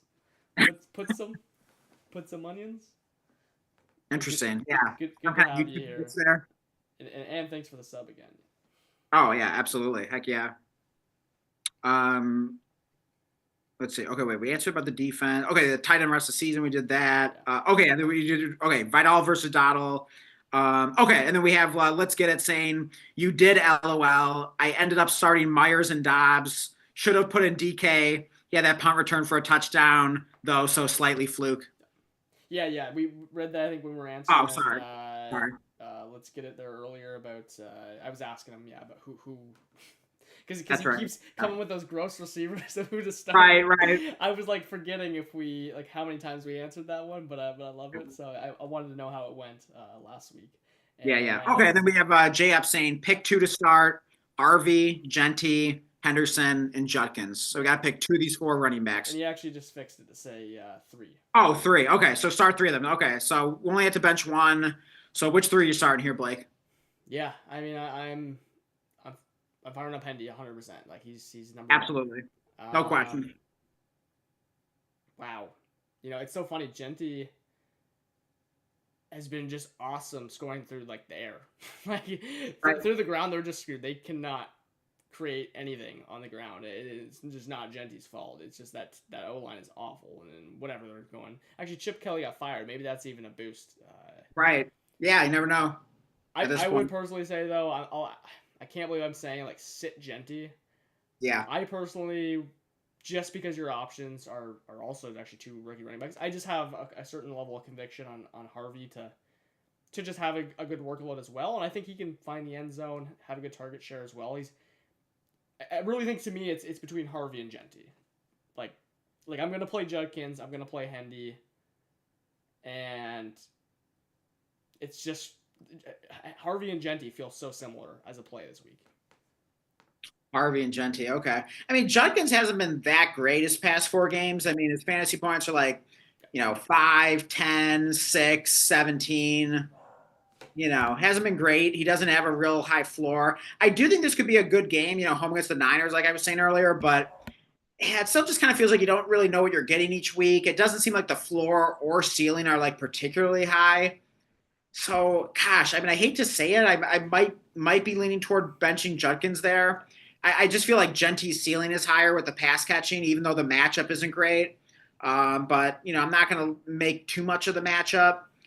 And then, yeah, Harvey just feels good in general, and it's a good matchup against the Commanders. So I hate to say it because I kind of feel like this could be a good Judkins week. But, yeah, I guess for me it's kind of between Judkins and Genty, but just feel like Genty's been better and has the higher floor and ceiling with the pass catching. So ever so slightly, I'm going to say bench Judkins, but that's pretty close there. Yeah, I mean, that is so close between those three guys. I think this would be the first time I've ever said to sit Genty. By the way, like I've Right. just been, Right. especially even Genty between Judkins. I've been just saying just fire up Genty. So, I mean, maybe it's just that knowing that again they've been going to the Wildcat last game. If that continues, if they do get in the red zone again, Judkins is awesome. Hopefully, he punches one in. I agree with all your points, by the way, of why you would take Genty. I don't know though. I mean, I could see it going either way because it's like I don't know. My gut kind of says Judkins could be a good game, and yeah, maybe that Genty's coming off an ankle injury. I think he's fine. Obviously, he's gonna play, but to me, this is like the gut week where it's like I'm actually gonna start these guys because they're great options over Genty. Yeah, that's where I'm at. What's your? You know what? I think you kind of talked me into it. I think I think my gut wants to say Judkins. I'm going to go with my gut here. It just kind of feels like a Judkins week. I think Genty's a fine start, even though it doesn't look great on paper because like the Raiders' offensive line sucks and like the Chargers are good against the run. So on paper, like Genty's gonna have to do it like all through the air, and he could. But I'm just gonna roll with Judkins, Harvey, and Henderson here. So regretfully, I'm gonna have to bench Genty, but I do think he's a fine guy to just have in your lineup every week. Yeah. But you got a lot of nice options here. Yeah, again, if you're gonna be sick and Genty has like a good week about it, then play Genty and take who, again between Judkins and that's so difficult. Like seriously, because I really do have a belief that Harvey's just not gonna score. What did he score last time? 6. Yeah, he's got to bounce back. It was bad last week. I got to think he bounces back. Yeah, the workload was like the actual work share was good. I know that McLaughlin punched a touchdown in. Right. I believe what happened is Harvey carried the ball a few times in a row, and then McLaughlin got in, so he just kind of spelled them. Harvey didn't get a lot of touches, did he? I mean, there just wasn't a lot of touches in the backfield to begin with. He had strong peripherals for actual share. Yeah. I'm starting Harvey, so yeah, it's between Genty and Judkins. I'm going to regretfully bench Genty here, but close call. I mean, go with your gut there if you have a gut feeling. Yeah, that's really that one all comes down to gut, other than Henderson, really, because I mean, wow, that's 4 rookie running backs. Oh yeah, hey, just realized that.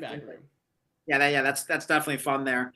And then Let's Get It says it all started with trading Pickens for Henderson. LOL. I'll be known as the trash receiver viewer. No worries. Oh man. No, I did. I'll never forget that trade.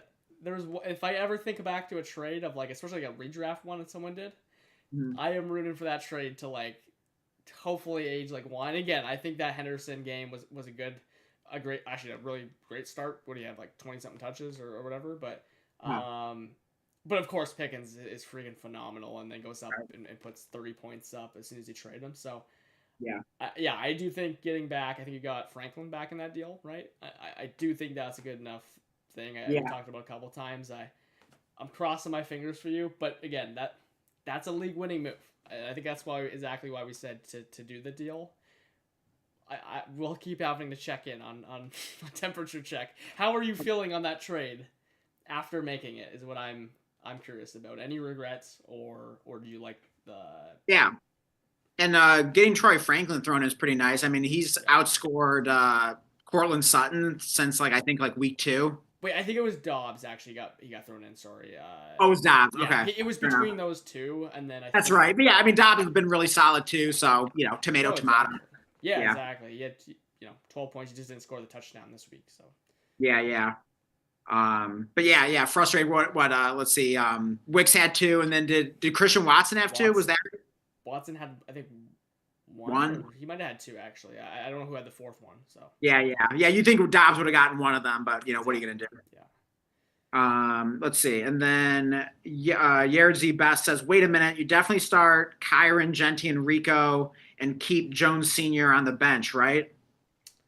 Yeah, I'm going to have to agree with that and just keep Aaron Jones on the bench. Against Seattle, right? Here's the thing. I do think he could get a really good workload, right?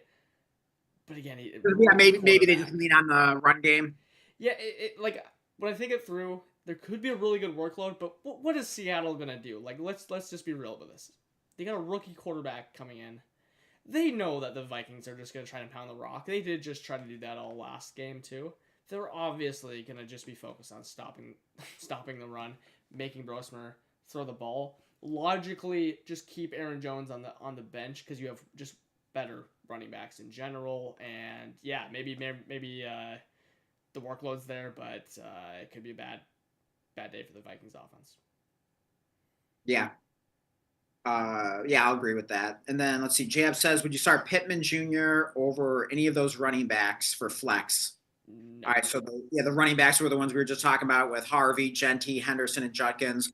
Okay. So if we said we were going to sit, I guess over any of the 3 we're starting. Okay. So would you start Pittman over the 3 we said to start, which were Harvey, Henderson, and Judkins? Are you starting Pittman over any of those? No, I'm avoiding Colts if I can outside of GT this week. Yeah, not only am I avoiding Colts, just like Pittman's been trending down. He actually did get in the end zone. I think he was one of our questions last week, so I think he would have ended up being. I think you said Pittman, so he would have ended up being the right call there.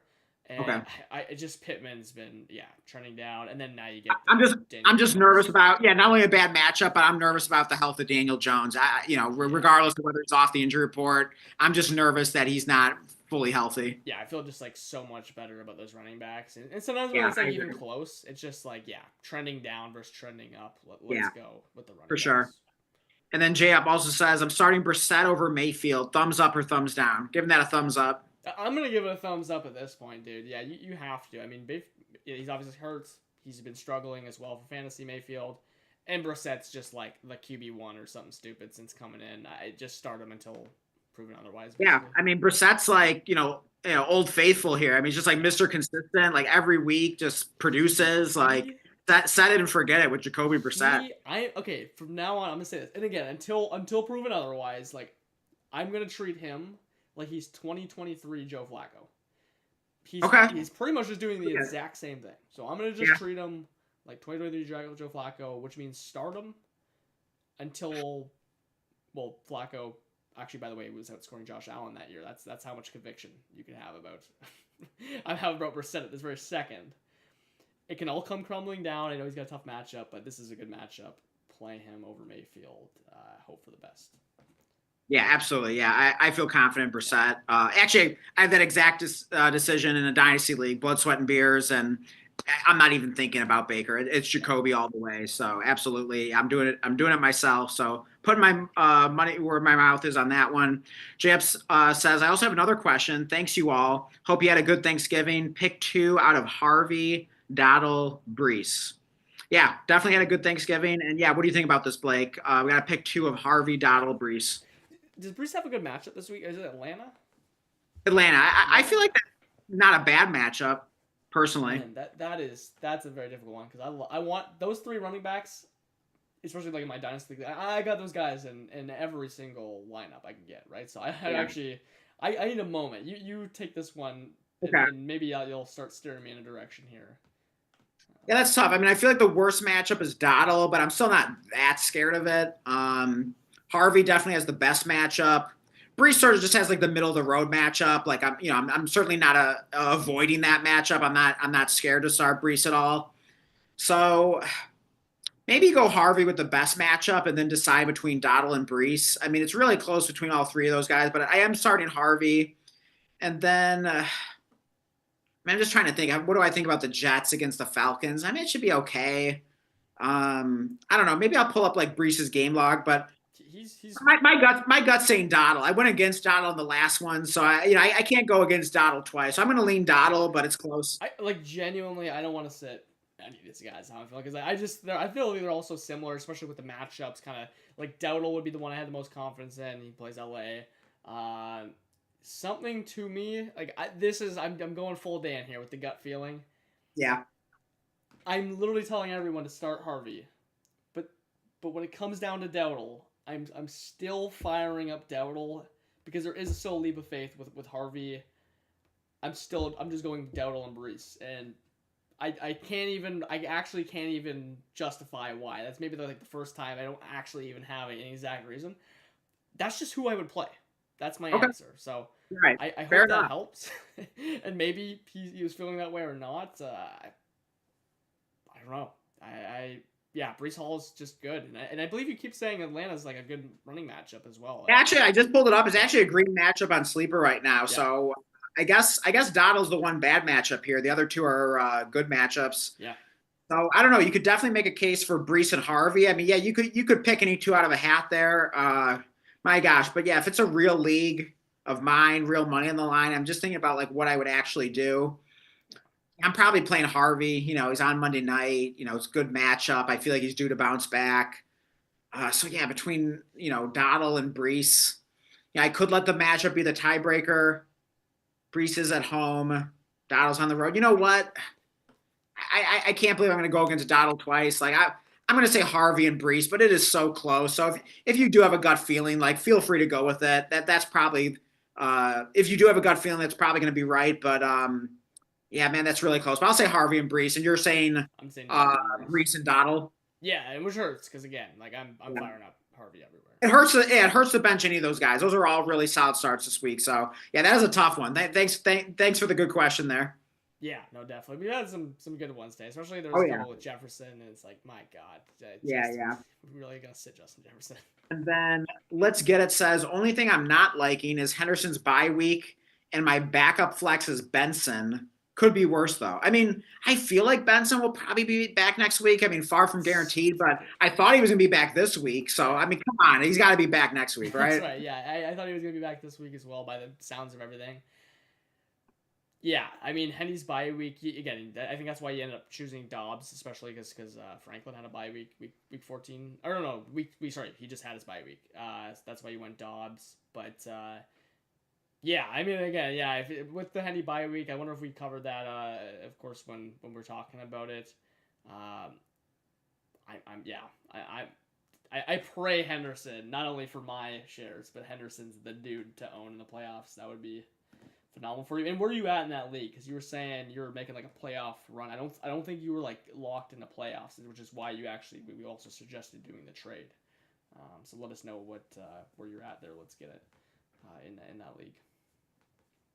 Yeah, and then let's see. JF says I started off 0-7 in my 12-man $100 league. Okay. If I win again this week, I'll be on a 6-game win streak. Hey, that's awesome.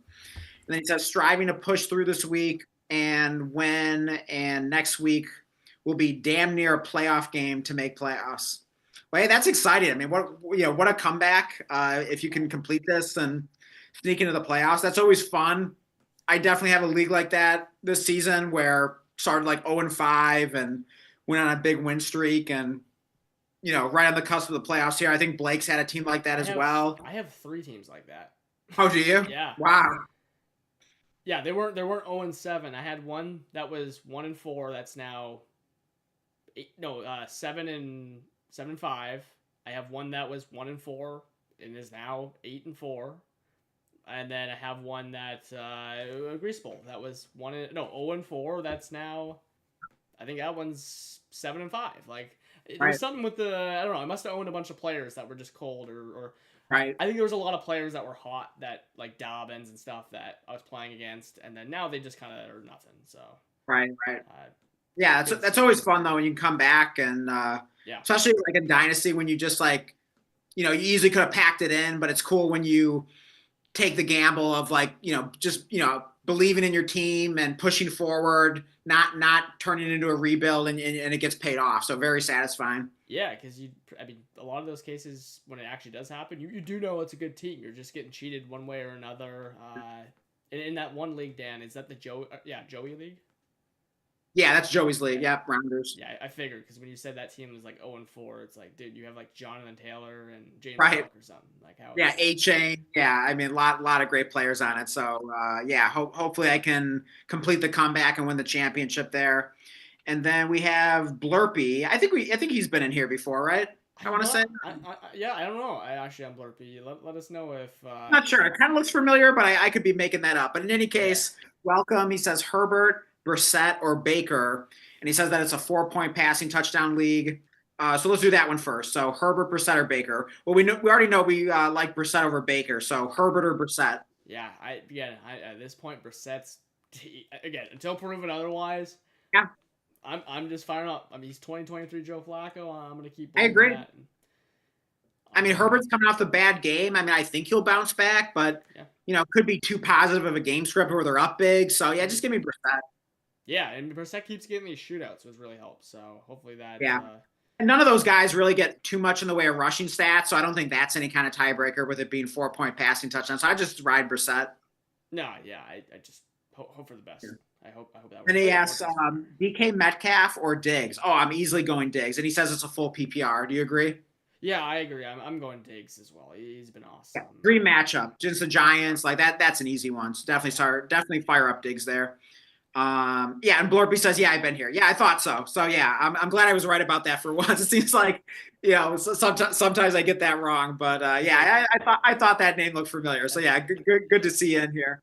And then Let's Get It says, I'm currently in 5th, but tied with like 4 to 5 other teams. LOL, last 2 games.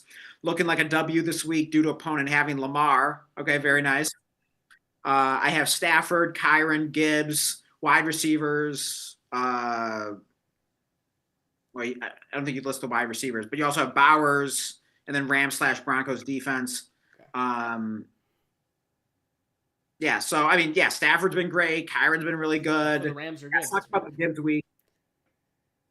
Yeah, like hopefully the Rams are good this week because, if I think they should be against the Panthers there. But yeah, that's good. If you got a win in the bank, it sounds like. Hopefully it stays that way. Oh yeah, and of course he didn't list his receivers because he has the trash receivers. That's So right. we Yeah, have he knows his right? receivers. Yeah, exactly. So Yeah, for sure. So yeah, hey, hope you get a win and get into the playoffs there. He also says hopefully a W. Opponent had Chase Brown, Jamar Chase, Jake Ferguson as well. They did all right. yeah. Okay. At least if you're saying you think you got to win. At least they have a lot of players that played. The projections don't really mean anything when one or two players have played. But when like 5 or 6 guys are in the lineup, especially on this Thanksgiving, I've played against a few people that have like damn near their whole lineup played. Right. So you can kind of get a good idea what you need to do that week or what you're looking at. Oh, for sure. And it's always nice to be able to adjust to that because then you can be like, ooh, I need some more upside. So maybe I'll lean toward, this player that has a higher ceiling now. And I like making adjustments like that. Yeah, 100%. And you absolutely can do that when you get some information like that. Yeah. Another thing to adjust to in that situation is like if if let's say they have like Justin Herbert and you were debating between like, a Rondé Gadsden and like another similar tight end. And let's say like you're down big now. It's like, okay, well, I don't want my tight ends' points being tied to their quarterback, so I'm going to go with the other tight end now. I think that's a really good thing to look at as well. 100%. And I think there was a tiebreaker like that I mentioned last week. I can't even remember who the tight end was. Mm-hmm. No. This is what it was. It was something between like, do you start Kelsey or like this other guy? And I said, you actually like if you're in this, I don't even know that guy was in the scenario. I said you would like then. I'm getting it mixed up, but I basically said, I think you said you would start Kelsey because his other quarterback was something else and whatever. And then like Kelsey actually scored a touchdown. I think it actually got like reversed though, funny enough. So I was like, well, the process was there and Kelsey's been amazing. So it's not like some crazy thing. But absolutely, like I have a famous one, by the way, as like a quick side note. Yeah. This sounds insane, but Dan, this is, I feel like it's something you do. I was in first place in the league all year. And then my entire team got hurt. That was in 2023. And it was a 14-team league. Dude, genuinely, my whole roster, like everyone, but I think Drake London got hurt in 2023 for my playoffs. It was like Tyreek Hill's out, all these guys. My opponent had Jalen Waddle. And my quarterback was Tua. I was going to lose, basically, if Waddle did anything. Right. So I played Zach Wilson over Tua because that's what the best option was on the waiver wire. Yeah. And it was kind of like a bring back on the game. And I could not start Tua. If I started Tua, it was like a 90% guaranteed loss. Zach Wilson ended up scoring like negative points or like 1 or 2 points. But the thing is, I would have lost anyways. Right. Those guys were always giving me a hard time. I'm like, dude, like, if you don't understand why I played Zach Wilson over Tua, like, I don't know what to tell you. Like, I would have been I might as well just packed up my bags at that point. When you actually saw the matchup again, I was starting like Tyler Conklin or something like stacked with Zach Wilson. It was bad. Yeah. One time I was in that situation, it was like going to the Monday night game. This was like a long time ago. This was actually Travis Kelce's rookie season. So he hadn't like fully emerged, but he'd like shown some flashes. And so in the Monday night game, I had to play either Gronk or rookie Travis Kelce, right? Well, at the time, the obvious answer is like, Gronk's your stud, right? He's like, number one tight end. The problem was I was going against Tom Brady, and basically it was a tight matchup, and like basically if I had started Gronk, I would essentially need him to like outscore Tom Brady. Yeah. Like how the hell is he going to do that? You know what I mean? It's like 6-point passing touchdown league, no tight end premium. Like it's almost impossible for Gronk to outscore Tom Brady, right? With their points being tied together like that. The correct play would have been to play Travis Kelce. Yeah. Well, sure enough, like Travis Kelce has a good game and, like right from jump. And it's like, oh man, like, what was I thinking? Like I just should have started Kelsey. Like he was really my only chance to win. But for some reason, I started Gronk anyways. It was stupid, even though he's a stud and everything like that. But it was definitely a stupid process. But funny enough, I got bailed out because Tom Brady gets knocked out of the game. I can't remember who the backup was. Goes in there. It's like the fourth quarter. He throws a the backup quarterback throws a garbage touchdown to Gronk, and I win the matchup. Okay, so yeah, you still gonna get in, but yeah, that's a great example. Is like, dude, I mean, yeah, if that didn't happen, you're gonna lose, and Yeah. look, it doesn't look, it's not pretty, and I mean, yeah, obviously Gronk is supposed to outscore Kelsey or whatever, Tua, Yeah. Zach Wilson, but dude, Right. like, you have information on your matchup. Yes. You're gonna lose if you play this other guy, more than likely, And we see Yeah. players, especially like something like a quarterback or heck, a tight end, when it's a maybe it's a talented rookie. Maybe that would be like kind of playing like Colston Loveland right now over, or like Gadsden over Bowers or something right now, which, I mean, that like half the weeks that probably has paid off. Like if you did that, I don't know. Bowers has been up and down, right? So Yeah. it's not like it's impossible for it to work out. It gets interesting in fantasy playoffs, right? When you get injuries and you got to start streaming. I pray your guys' teams are not as injured as mine was that year. That was that was just a tragedy. Yeah. Yeah. And then let's see. Let's get it says I think they only have Patriots D, Jordan Mason, and Sutton tomorrow. 12-man league. Oh yeah, Ferguson had a touchdown reverse this weekend. Didn't get other footing. Ooh, I didn't even see that. That's a bummer. Did start one share at Jake Ferguson. Um, okay, so yeah. Hopefully you get the W there. And then Jared Z Best says, you think Vikings can get up field for Riker to produce? Or would you pick up someone like Mevis? Hey, we got the GOAT Mevis here. We were laughing about him the last stream. Dicker, Prater, and apologies for a kicker question. Hey, we love the kicker questions. We're not the greatest at them. I'm probably a little better than Blake because at least I play in a league with a kicker. But I don't know, they're just kind of funny, so we get a good laugh out of them. But what do you always learning to go with our boy Mevis here after yeah. all the jokes last week? Or I finally know all the names of the kickers that are brought. Okay. I mean, obviously, because 3 of these guys are just like kickers that have been around a while. But these Mevis and all these crazy names, like I don't know who these guys are. But yeah, I'm a Vikings fan, and I have no clue. I have not any idea. I would say there could be a situation where they actually get quite a few chances to kick field goals because they're not scoring touchdowns. But they could also get in the game and start having to go for fourth downs. I would probably start someone else over Riker this week. I know he's been awesome. I think a lot could potentially go wrong. And you could still get a good kicker with these other kickers. So what the heck team is Prater on right now? Is he on like a Commanders or something? Or yeah, I was going to ask the same thing about is Dick, and what about Dicker? Is he on the Chargers or what? Yeah, Dicker's on the Chargers. Which again, Okay. Las Vegas, that could be fun. A lot of chances to score. And then remind me who the heck Mevis plays for. I already forgot. He's the Rams guy. Rams kicker. I think I'm honestly probably going Mevis. I mean, I could just see some field goals there. Yeah, I'm feeling Mevis personally. That's right. Prater signed with the Bills because then he came in and signed. So, again, who the Bills play? I would probably rank them Mevis, Dicker, Prater, Reichert. That's how I'd rank them personally. Yeah, I don't know how I'd rank them. I'd probably just go Mevis because this guy keeps getting brought up.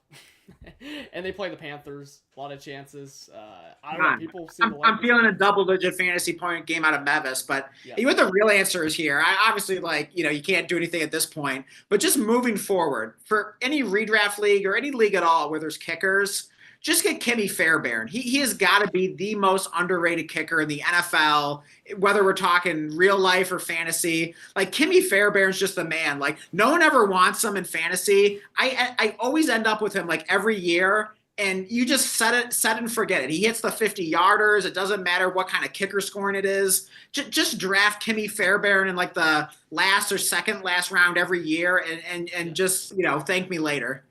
Yeah, I mean, I haven't played, so I do remember he was smoking 50-yard field goals last year. So I guess he's been hot. He has like double-digit fantasy points in like 3 of the last 4 weeks.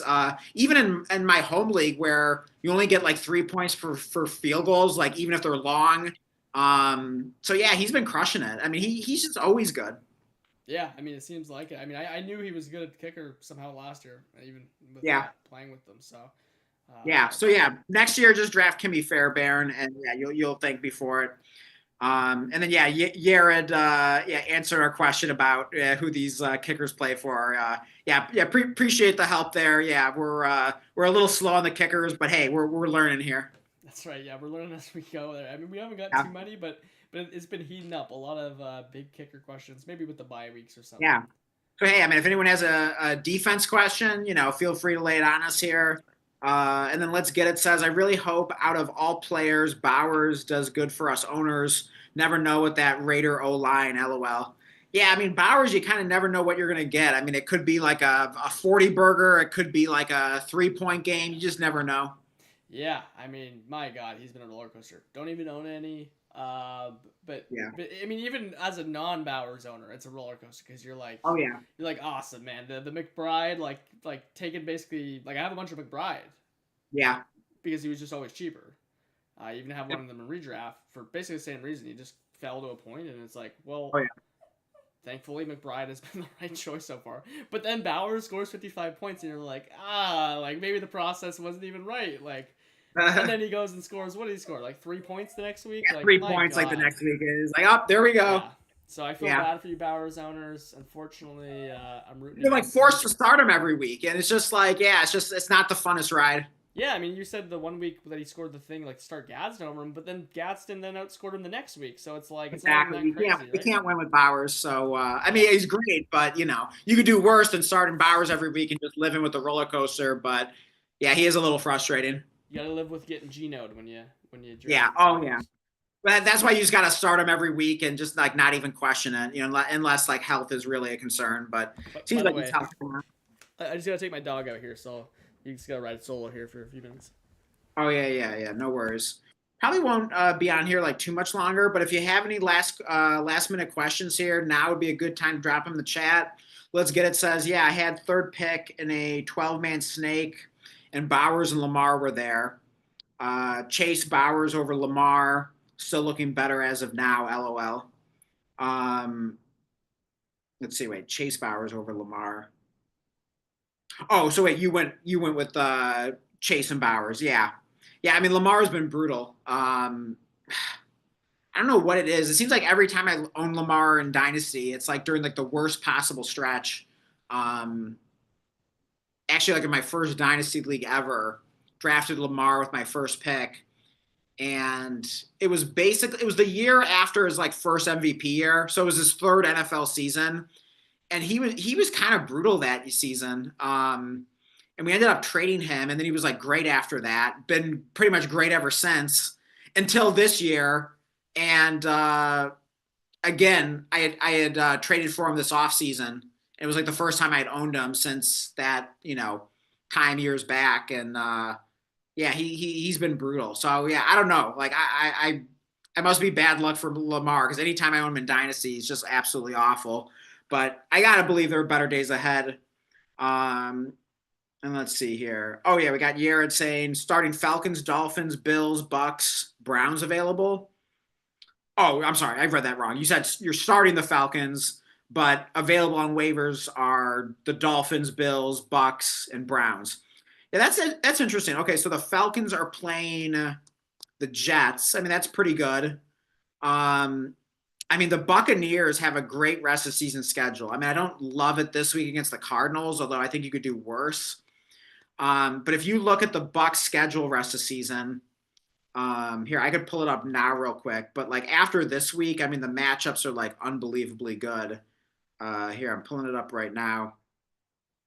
But yeah, rest of the season for the Buccaneers defense, beginning week 14, home against the Saints, home against the Falcons, Kirk Cousins, at the Panthers, at the Dolphins. So my God, like I might just pick up the Bucks and just start them every week the rest of the season. But if you want, the best answer for just this week, if it's really important that you win this week, the answer is probably the Falcons or Dolphins. Um, Browns probably aren't too horrible either, just with that game environment. Oh, wait, who do the Bills play? Oh, Steelers. Yeah, I'd probably go. What do you think, Blake? Would you go Falcons defense against the Jets, Dolphins defense against the Saints, or would you just pick up the Bucks and start them every week the rest of the season because like they have a dream schedule? Although this week's the worst matchup against the Cardinals. I see. Um, yeah, I mean the Bucks you definitely want to own going forward, but If I could I only wish. own one, I think I would just. If I could only own one and I could afford to take a little bit of a gamble this week, I'd do the Bucks. But yeah, just if, for the best matchup just for this week, if he has like a Okay, must win, I go Falcons. I'm probably going the Dolphins because I think the Falcons play at New York, don't they? I don't even care like about the Okay. home thing. It's the Jets. like Right, right. I That's not only am I targeting Bryce Young, I'm targeting the Jets. I'm targeting right. uh, the Titans. So that's just how I've been playing it personally. Is just look for the Jets basically. Yeah. But yeah, if you can, I would just pick up the Bucks and just start them every week, probably. Yeah. The Bucks are the best. Obviously, I Rest of mean the season. they're an okay defense, but best rest of the season schedule Yeah, for sure. So yeah. So I hope that helps. And then let's see. Next question is let's see. Let's get it. Says he was overthrowing last night like no other. Okay, yeah, I believe you're talking about Lamar. Uh, yeah, it wasn't great. I mean, probably a different conversation a little bit if the two touchdowns aren't called back. I mean, he did have a nice throw to Flowers on that touchdown that was called back, and yeah, Flowers probably didn't even need to do like the arm extension. Did feel a little ticky tack, but yeah, he probably shouldn't even have done it. He probably still could have gotten the touchdown. It was a nice throw, and then yeah, the likely thing. I mean, that was so frustrating. I mean, I would have been even more frustrated if I had started him, which I should have. But yeah, I mean, the ball just gets knocked out. I mean, it's like inches before crossing. I mean, it's just so frustrating.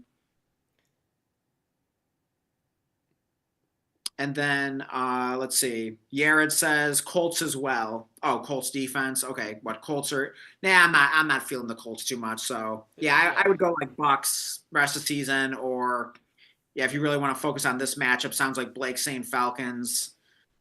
I might lean. I don't know. I mean, Falcons or Dolphins. I don't feel. Yeah, I just go Bucks. I just go Bucks.